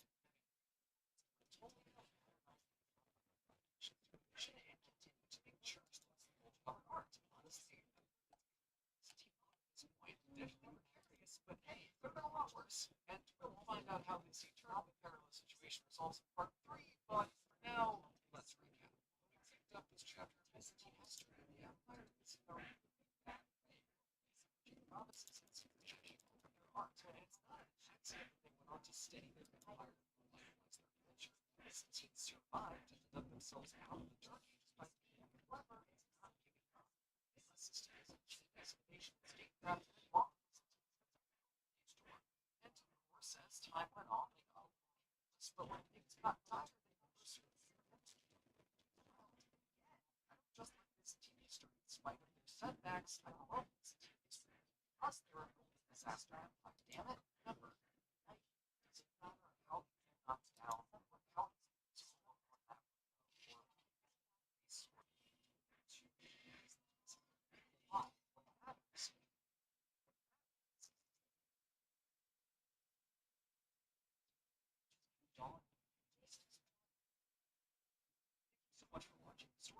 army that has never belonged to history, no matter what century or so I made vote in partner this year. And that's when you really see why there's so little business.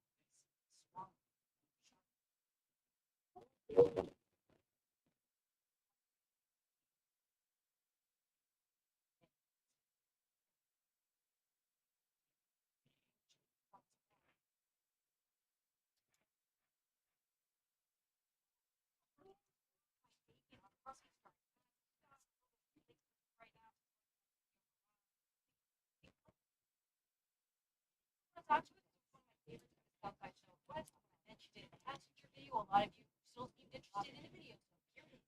Also, it was recently my birthday when you're watching this. If you want to like, comment, subscribe, also, real quick, I want to let you know that you're going to be in Toronto for TIFF. They're doing a screening of The Walking Passage 2, which I did briefly. And I'm going to be today. Oh, that's great. So if you're out, go get tickets. I'll try to remember how to links down below. Okay, good. My father is prolific, freaking homebound, and taking a trip to Ireland to scatter his parents' ashes and to meet someone doing a mysterious disappearance of one of its staff members and old tales of a witch they walked beside the honeymoon suite. I love a movie with plot tag. Can't root for them. I think the first does a great job blending in aspects of Irish folklore with its horror stories as its oddity. And I really like this approach to that is like to start with the story, the characters, and the circumstances you want to do, then finding ways to build the folklore in around it rather than starting with the lore and feeling it like it has to adhere too strongly. All these things that are getting retold and adjusted over the years, so it's a good way to tackle this. That's what happened. She's got a fantastic performance out of Adam Scott. She knows the price. He really commits to every aspect of him as a character and all the negative and positive qualities. He's a character with a lot of personal weakness, trauma from his childhood, and guilty modern horrible staples. Real world.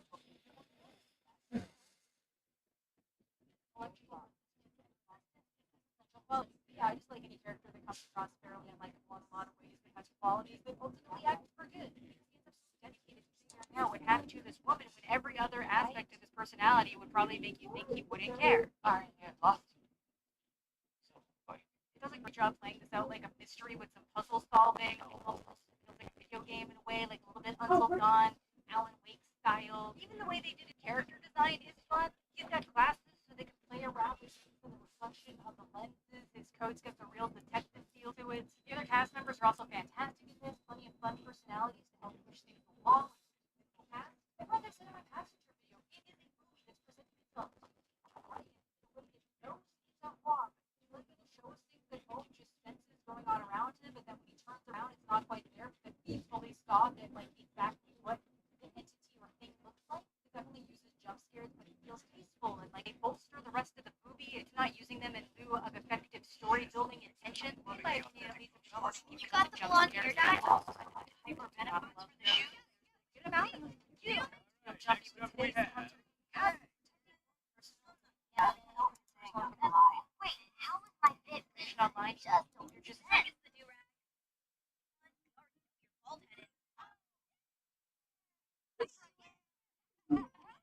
Waterbending with the trim. Love to see it.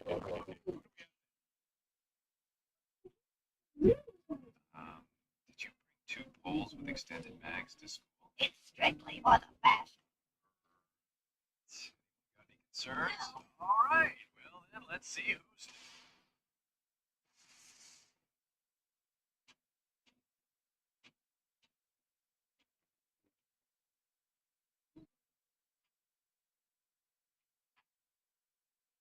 Like you two weirdos are in love or something. No, Trunks. Wait, what? Hold on. I'm not sure that's everyone. Has anyone seen? Well,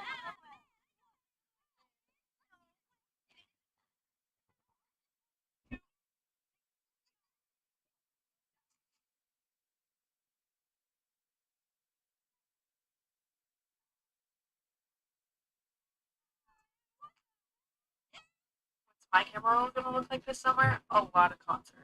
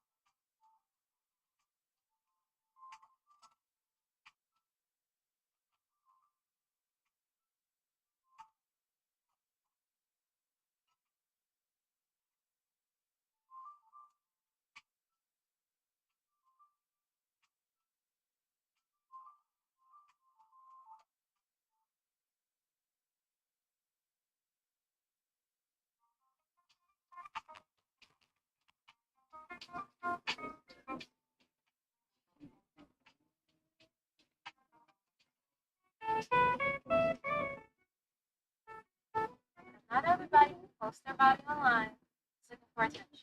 Some of us just be humble. Well, I was filming. I was today just organizing.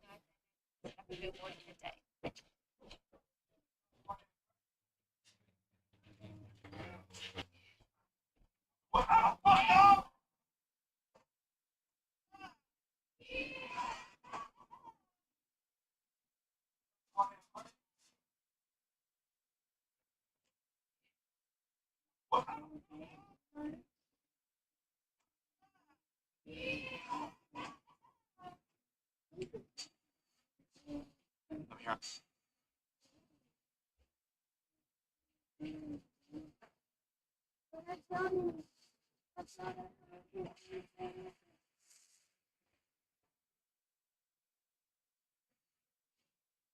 You're on set. Okay, I like these right here. Yeah, they came out. What about our other shoot though? Why didn't you pick those? Edit those ones. I mean, I like way too many of them, so I just figured you'll go in, edit the ones that look the best. I don't that need that to be done. Like I just take them, send them to you. You don't look at your work. It's my work, but they your pictures, so I don't. It don't make no sense for me to look through them. Plus clients pick the absolute worst pictures. So to avoid pissing myself off, I just don't look. I let you pick. I edit those. So how am I supposed to know which one to post? Well, the idea is that only you know what you like. I don't know what you like, and more than likely we're gonna like different things. So it's best to pick your edit. But I like 15 of these ones too. I mean, what we Well, additional edit.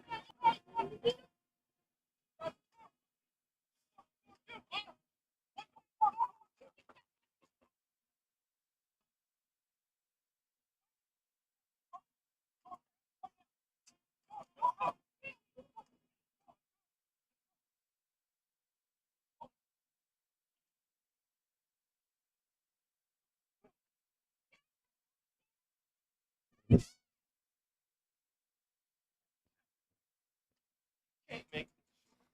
Why you gonna call somebody? Tell them to get out the car, and then when the nigga gets out the car, it's not even a nigga. It's another right. Oh. See, fuck out.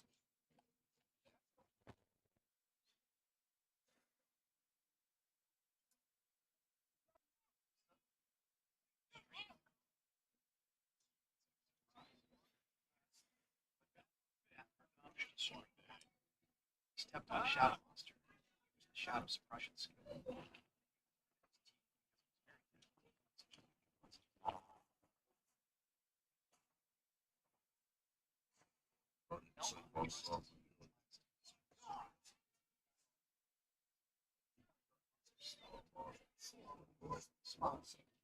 All of a sudden, he managed to strike everything about an hour later. Started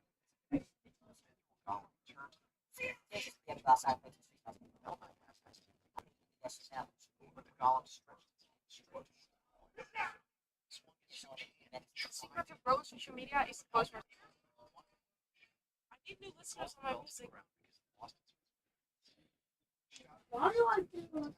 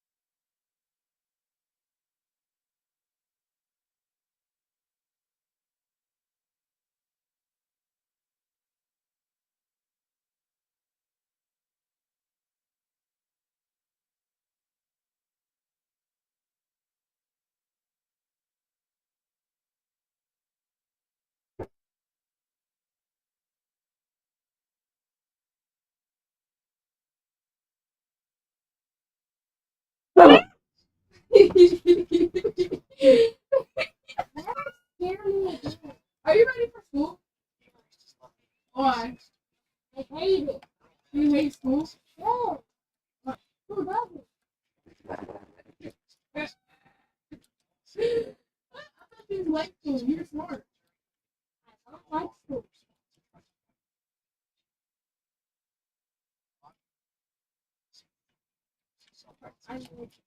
I'm you're ugly. You're ugly. What? What?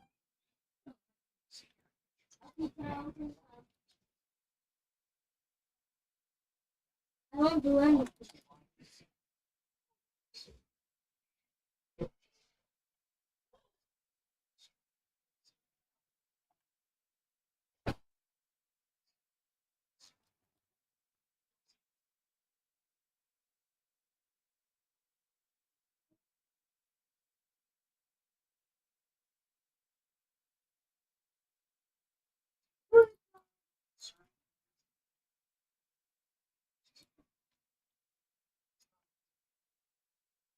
Such expensive items.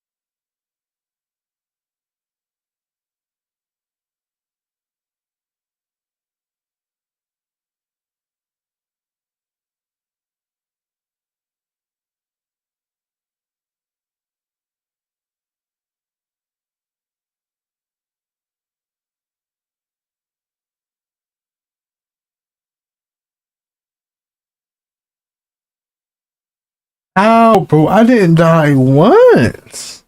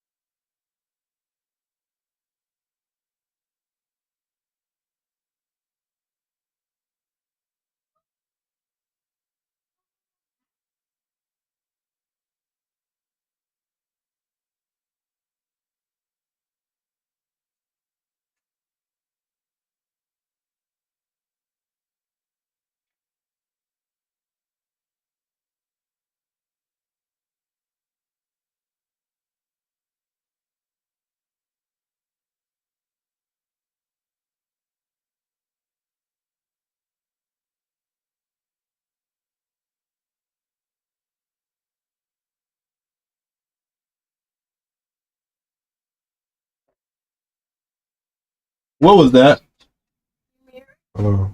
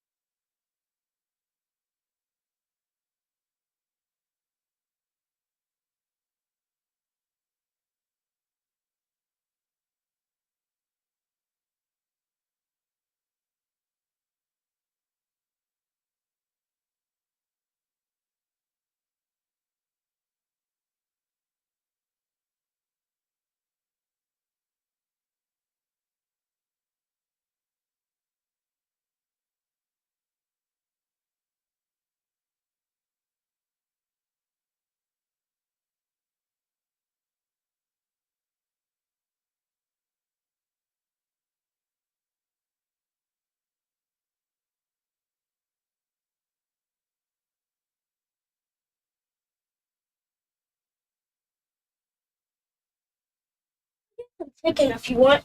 Already ate. I was gonna steer myself.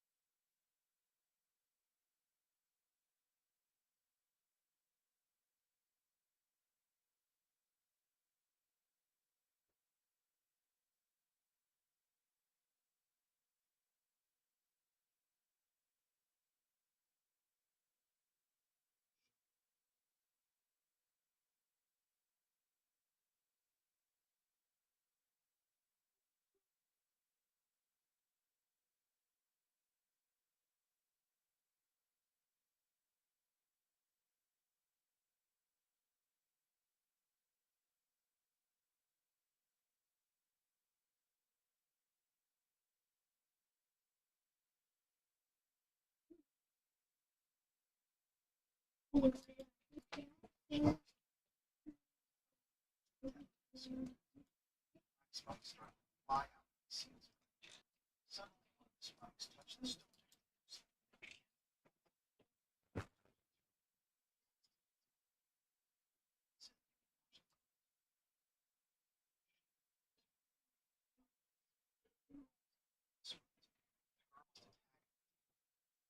Who's here? You see speed, she I brought some here. those sharp spikes with the stone. Cracked. Pushed straight towards the car. The monster crashed head on. Then the armada turned its head and seized the danger. She jumped onto the ship. The gunman, using his shield strikes, threw the monster.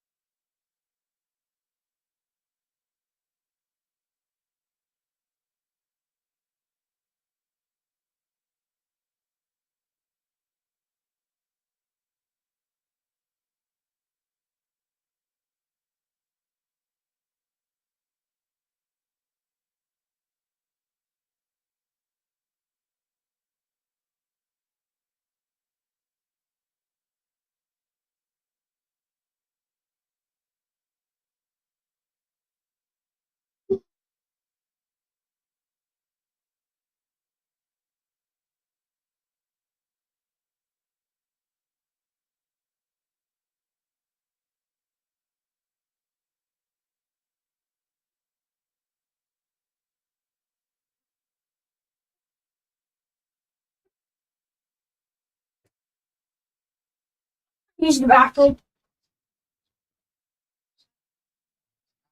I gotta see.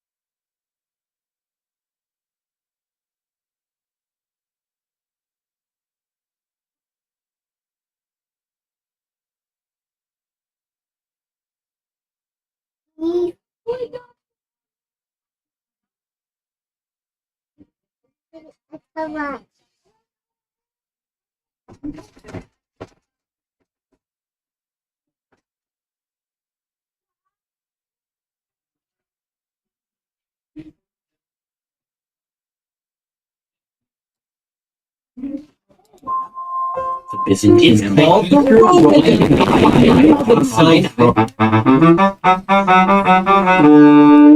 The story of the Byzantine Empire in the Crusades is kind of a long and complicated. But like all good stories I was told as a child, it begins with a crushing military defeat. In 1025, Basil II, also known as Basil the Bulgar Slayer, also known as my celebrity crush, died, leaving a strong and healthy empire in his wake. However, when Basil was a solid 10, all the people that came after him were like maybe 2s in their leadership abilities, not their looks. Why would I be talking about their looks? Don't look at me, I'm not attracted to dead emperors. By 1054, after almost 30 years of incompetent leadership, the Muslims in Egypt were starting to look kinda scary again, so the Byzantine Emperor, Constantine IX, invited the Pope to send some representatives over so that they could talk about a military alliance. Unluckily for everyone involved, the Pope chose a cardinal named Humbert who hated Greeks to be in charge of the whole thing. And after getting put on house arrest by the Patriarch of Constantinople who hated Westerners, they both ended up excommunicating each other and the Christian church was officially split in two, so I guess you could call that a success. Just a few years later though, a new threat to the empire emerged in the form of the Seljuk Turks. These Central Asian nomads swept through the divided Muslim world and conquered city after city. Next on their list, Constantinople. Naturally, the current emperor, Romanus IV, had his own to-do list, which included getting his homework done, taking deep breaths when he felt sad, and not letting Constantinople fall to the Turks. Sadly for him, though, when he met his Turkish foes at Manzikert in the summer of 1071, things didn't really work out the way he planned. Charge! You know, I feel like that cannot be itself. While Byzantine losses from the Battle of Manzikert were really not that heavy, the resulting political shenanigans resulted in Asia Minor being completely overrun by the Turks, but then their leader died and they all started fighting each other. Back in Constantinople, after some heated political discussions and civil wars, a new emperor named Alexios Komnenos took over. And immediately had to deal with the Norman invasion. But after that was done, he decided that it would probably be a good idea to start reconquering the empire. However, in order to do that, he needed soldiers, and the Byzantines didn't really have a whole lot of those just lying around. So in 1095, with no other options, Alexios wrote a letter to the Pope requesting military assistance. Now, the Byzantines really only wanted some money and maybe a few thousand European knights. However, Pope Urban II was currently in a power dispute with another guy who thought that he was the Pope, so when he received the letter, he had another idea. Alright everybody, raise your hand if you have ever sinned. Okay, Robert, I literally saw you kill a guy last Tuesday. Come on, show me those hands, people. Yep, there, okay, yeah, see, there we go, okay. Now, what if I told you that all of your sins could magically disappear? Ooh, all you have to do is reconquer the Holy Land. You'd get to go to heaven. I'd get recognized as a legitimate pope. I mean, I would love God more. The crowd went wild.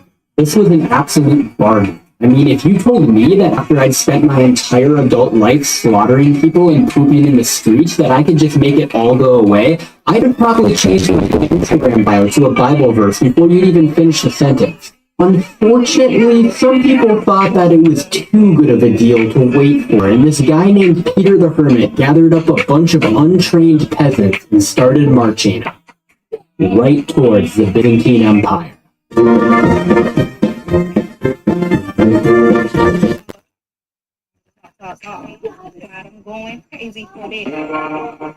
Hey, just curious, how many of you guys are in that city? It's just me today.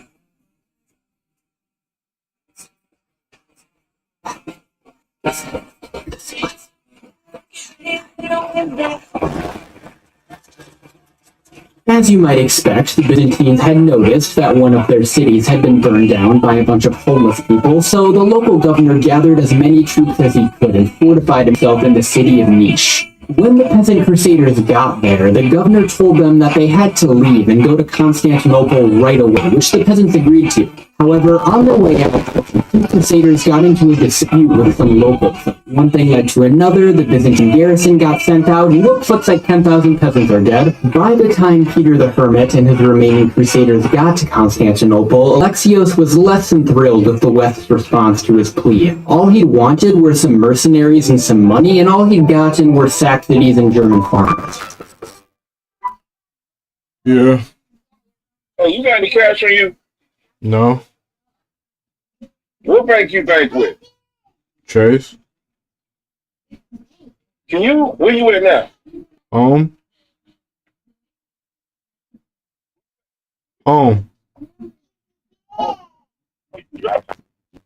No. Just got out the shower.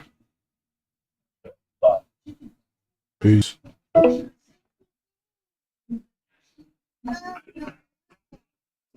So when Peter offered to leave Constantinople and start fighting the Turks right away, Alexios ferried them across to Asia Minor, where they were immediately ambushed and massacred by the Turks. So all in all, I'd say things are off to a pretty good start.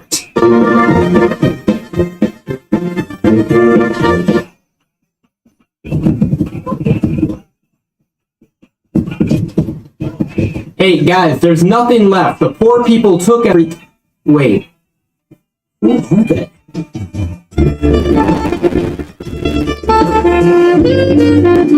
Contrary to popular belief, the Crusaders didn't start out as one big army. They were actually 5 separate forces, including one led by the Normans, who Alexios had just kicked out of Greece, so that was kinda awkward. Each time a crusading army arrived in Constantinople, Alexios would take the leader aside and make them swear that they would return any territory they conquered back to the Byzantines. Unfortunately for Alexios, a lot of the Crusaders turned out to be egotistical maniacs, so you can probably imagine how those conversations went.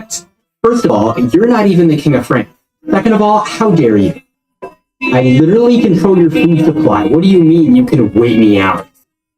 I don't care that your father was emotionally unavailable for you as a child. You still can't keep Antioch. Wear it. Kiss my feet. Okay, no, not like that. It's just a sign of submission. Yet I heard it as I said it. You know, immature people like you are the reason we're in this mess in the first place.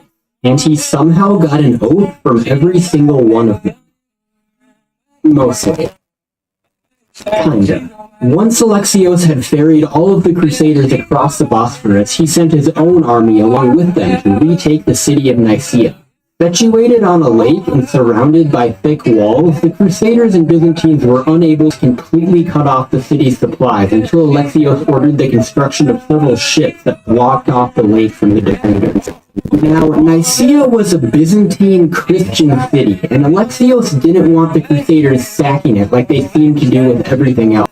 So his generals worked out a scheme with the city's garrison where, in exchange for not killing them, the Turks would pretend to lose to the Byzantines and surrender to them. After securing the city without the Crusaders even really noticing, the Byzantines then shut the gates and told the Crusaders that they weren't allowed in because they'd lost sacking privileges. This made the Crusaders a little grumpy, so Alexios took them all aside again and made them reaffirm their pledge to return Byzantine territory. Mostly. Kinda. For logistical reasons, the army then split into 3 parts. The Byzantines, Normans, and Flemish led the advance into Anatolia, the rest of the Crusaders followed behind them, and another Byzantine army led by Alexios split off to reconquer the rest of Western Asia Minor. By the time the Christian forces got to Antioch, there wasn't much left of the Byzantine army. Since they'd been reoccupying so many cities, they'd had to leave behind a ton of garrisons, which quickly depleted their numbers. The Crusaders had also suffered some losses from battles and attrition. The Byzantine commander, Tatakeos, told the Crusaders that it would probably be a good idea to secure the surrounding countryside and wait for Alexios to come and bolster their numbers. However, the Crusaders thought that this sounded lame and figured that it would be a good plan to just surround the city right away. I mean, after all, that seems reasonable.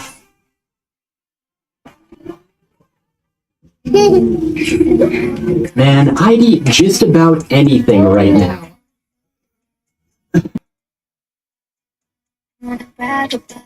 So, things weren't going that great.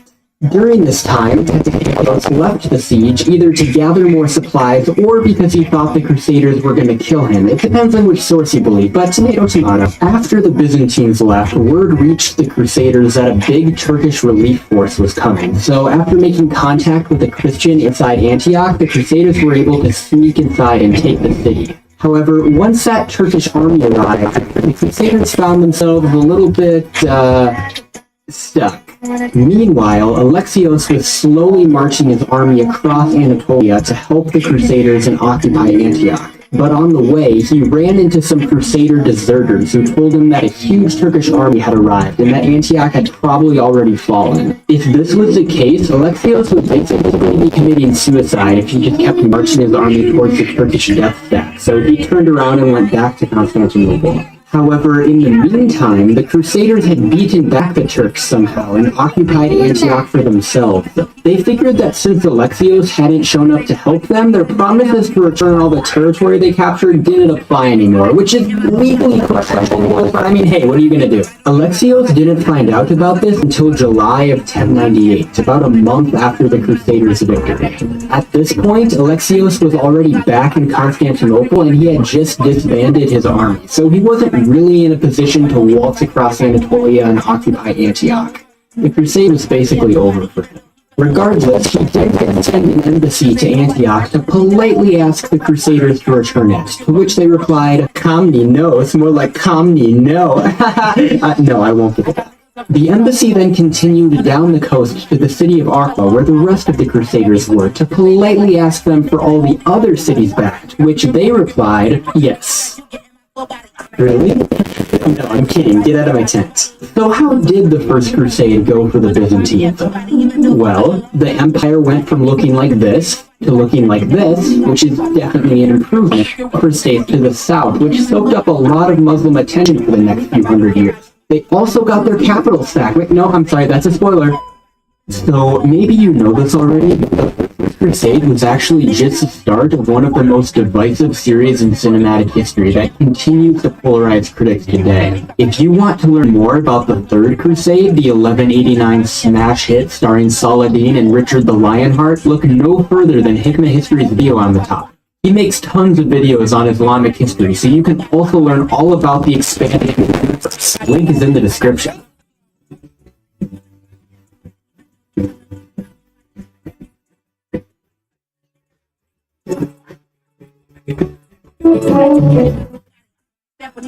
When I wake up, I don't care about nobody. I got niggas on flipping my whole body. They wanna buy me a nobody, even though you fell in love with my nobody. Few things puzzle soldiers and tacticians of history as much as the question of how to win a battle. Jean de Buet, a French soldier and admiral who lived in the 15th century, came up with an interesting answer for the Middle Ages. To win a battle, it was essential to stay on the defensive, because the army that attacked was always at a disadvantage. Let's take a closer look at what he meant by this and consider its practical implications for warfare in the Middle Ages. To illustrate, let's start with an example.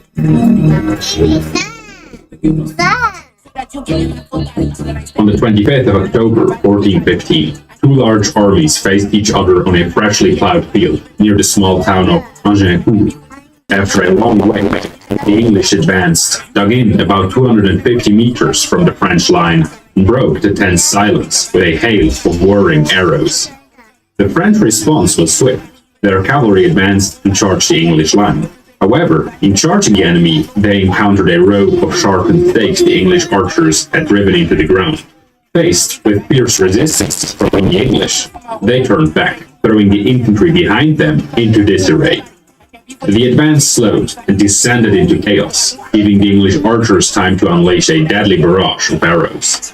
Shortly after the French infantry finally reached the English lines, the two armies came to a standstill. They fought for the upper hand until the English archers on the flanks finally threw themselves into close combat and sealed the fate of the French. Jean de Buet attributes the French defeat at Agincourt to the fact that the English took a firm position and forced the French to take the initiative by pelting them with arrows. They were forced to either retreat or go on a tactical offensive and undertake the long march to the English giants. As we have seen, this was their undoing. Jean de Buet cites 6 other examples in which attacking armies experienced similar failures, concluding that, quote, a formation on foot should never march forward, but should always hold steady and await its enemies on foot. A force which marches before another force is defeated, unless God grants it grace, and therefore take up a position as advantageous as possible, and do it early. In addition to Buet's example, numerous battles confirm that armies that remain on the defensive had an advantage. Most impressive are the Battle of the Hussites, who repeatedly defeated superior armies of knights thanks to their wagon forts. They rarely took the offensive, instead waiting until their enemies attacked, weakening them and launching a counterattack at the first sign of vulnerability. These examples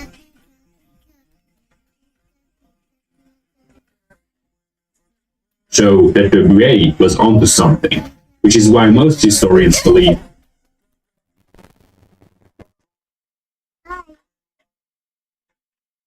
the defending side did indeed have an advantage. The historian Clifford Rogers, for example, discussed this extensively already in a paper back in 1996. Other tacticians have also recognized this. For example, Hartmann Clausewitz wrote, quote, as we shall show, defense is a stronger form of fighting than attack. But why was it so advantageous to remain on the defensive in the first place? 2 factors were decisive. Usually, the defending side had control of the battlefield. The defender could await the attacker in an advantageous position, like on a hill, behind a bottleneck, or in front of marshy terrain. The advantage of choosing the battlefield was sometimes so great that the attacker saw no point in fighting, and instead tried to lure the defenders into a more balanced situation, or avoided the confrontation altogether. The second advantage of playing defense was that it allowed forces to hold their position. Medieval infantry typically fought in close formations because presenting a cohesive front of spears and shields to the enemy gave them the best chance in battle. The problem was that soldiers who did not regularly train together found it difficult to move in formation. Even the slightest obstacle could become a problem. Rivers, hills, or field fortifications. Stop, girl. Move. Move from over there. Get from over there. Move. Move.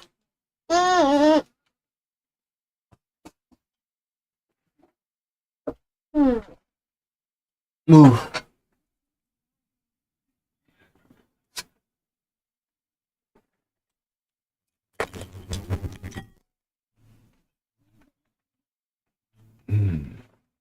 Complications were almost insurmountable. For even a bush, a large rock, or incoming fire could cause disorganization, and the consequences of a disrupted formation were severe. Christine de Pizan, one of the first French female writers, summarizes them as follows, quote, 2 great evils, says Vegetius, can follow from disordered formation. One is that the enemies can more easily break into it. The other is that the formations may be so compressed that they cannot fight. Thus, it is necessary to keep a formation in ranks and tight and joined together like a wall. Contemporary reports often attribute defeats to the collapse of formations, as seen with the French at the Battle of Agincourt. Both of Christine de Pizan's great evils occurred there. First, the muddy ground and the French cavalry caused the advancing infantry to become disorganized, making them vulnerable to English arrows. Then, the 800 or so men fighting the English on the front line became trapped between the enemy and their comrades. Standing on the battlefield today, it's easy to see why the muddy ground made the French advance so difficult in 1415. The rain that had come down prior to the battle collected at the bottom of the slope, where the English had positioned themselves, turning the battlefield into a muddy quagmire, which severely hampered the knights' ability to maneuver. Seeing the battlefield with your own eyes really gives you a different understanding of what happened on that day in 1415. When I travel to new destinations, such as Agincourt, I always rely on today's sponsor, Sadie eSIM, to keep me both connected and safe. Saley offers an affordable eSIM plan available in over 200 destinations in 8 regions. It protects me from accidentally connecting to a foreign network, so I never have to worry about sky-high roaming fees. Saley also makes sure I'm not getting scammed by local SIM card vendors and that my personal data is secure because I don't have to connect to dodgy Wi-Fi networks. With their reasonable pricing, I save around $35 to $45 by choosing their 5 GB plan instead of using my local provider. Before I travel, it's easy to select a data plan on their website, download the app, and activate my plan before leaving home. Saley is compatible with both iOS and Android devices, offers 24/7 customer support through chat, and provides a full refund if your device isn't compatible with an eSIM for any reason. Don't wait until you're stuck with expensive roaming fees. Solve your internet problems today. Get an exclusive 15% discount on Saley data plans. Use code SANDROMAN at checkout. Download the Saley app or go to saley.com/SANDROMAN. During battles like Agincourt, medieval soldiers often found themselves trapped between their enemies and their own comrades. Medieval authors sometimes refer to this surprisingly common phenomenon as the press. Soldiers caught in the press struggled to fight due to the immense pressure. In some cases, they were even crushed to death. So the key takeaway from all of this is that if an infantry formation marched toward the enemy, the chance of it falling into disorder was very high, whereas an army that remained stationary could hold its formation easily. If a formation fell into disorder, it was at a significant disadvantage compared to an orderly opponent, and the chances of defeat were high. As a result, the defending side had a clear advantage. Of course, the soldiers and tacticians of the time knew this too. In practice, this imbalance between offense and defense led to attempts to put the enemy in a position where they were forced to take the initiative while remaining in a safe defensive position. This raises the question of why medieval generals would risk an offensive war at all, considering that the attacker was at an inherent disadvantage. The answer may sound simple, but it's not. You cannot achieve an offensive aim with a defensive strategy. To wage a successful offensive war and achieve their objectives, attackers had to take the offensive strategically while ensuring that they held a tactical defensive position during actual engagements. Or, to put it more simply, the trick was to march into enemy territory, but get the defender to attack first. The big question, then, was how to accomplish this, given that the other side also knew that striking first would put it at a disadvantage. Medieval military leaders came up with solutions that can be simplified into 3 categories.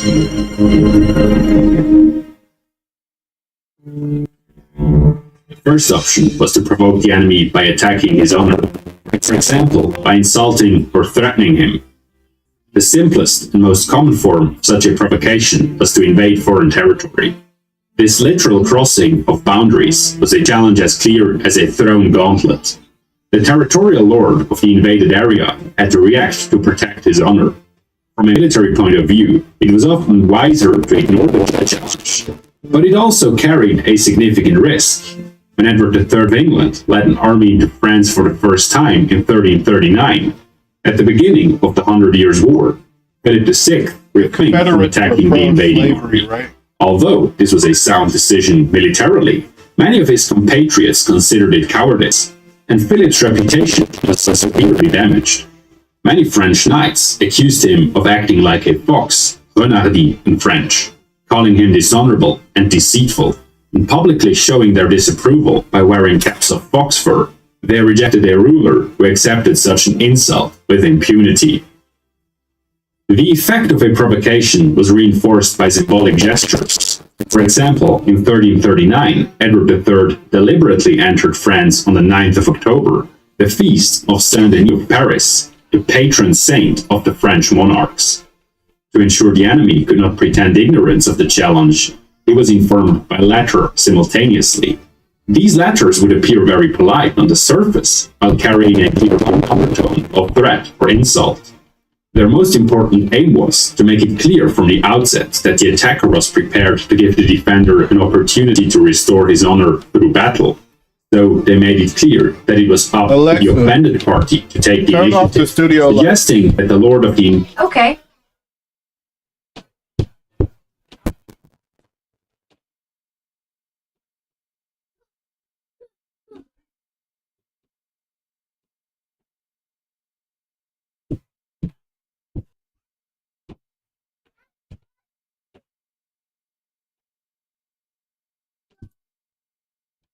Game of Thrones ended, many fans thought the franchise was over.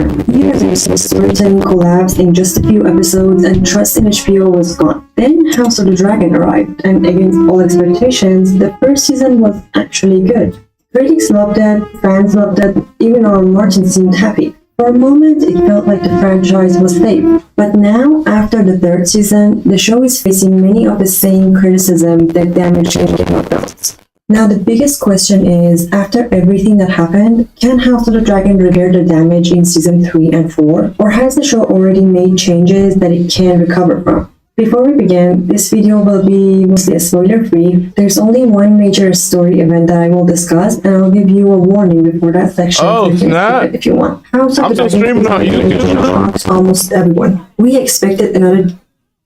Man, I'm still streaming on YouTube. I thought I was done streaming.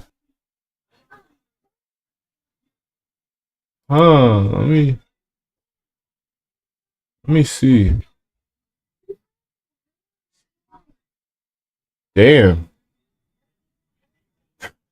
That's hilarious.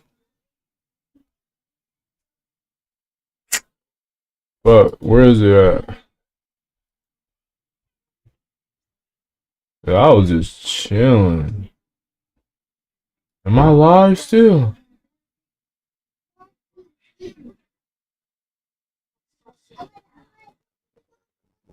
Oh snap, I guess I am live.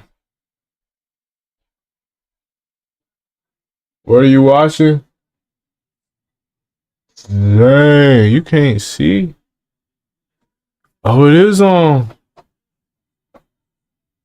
Nah, that's hilarious.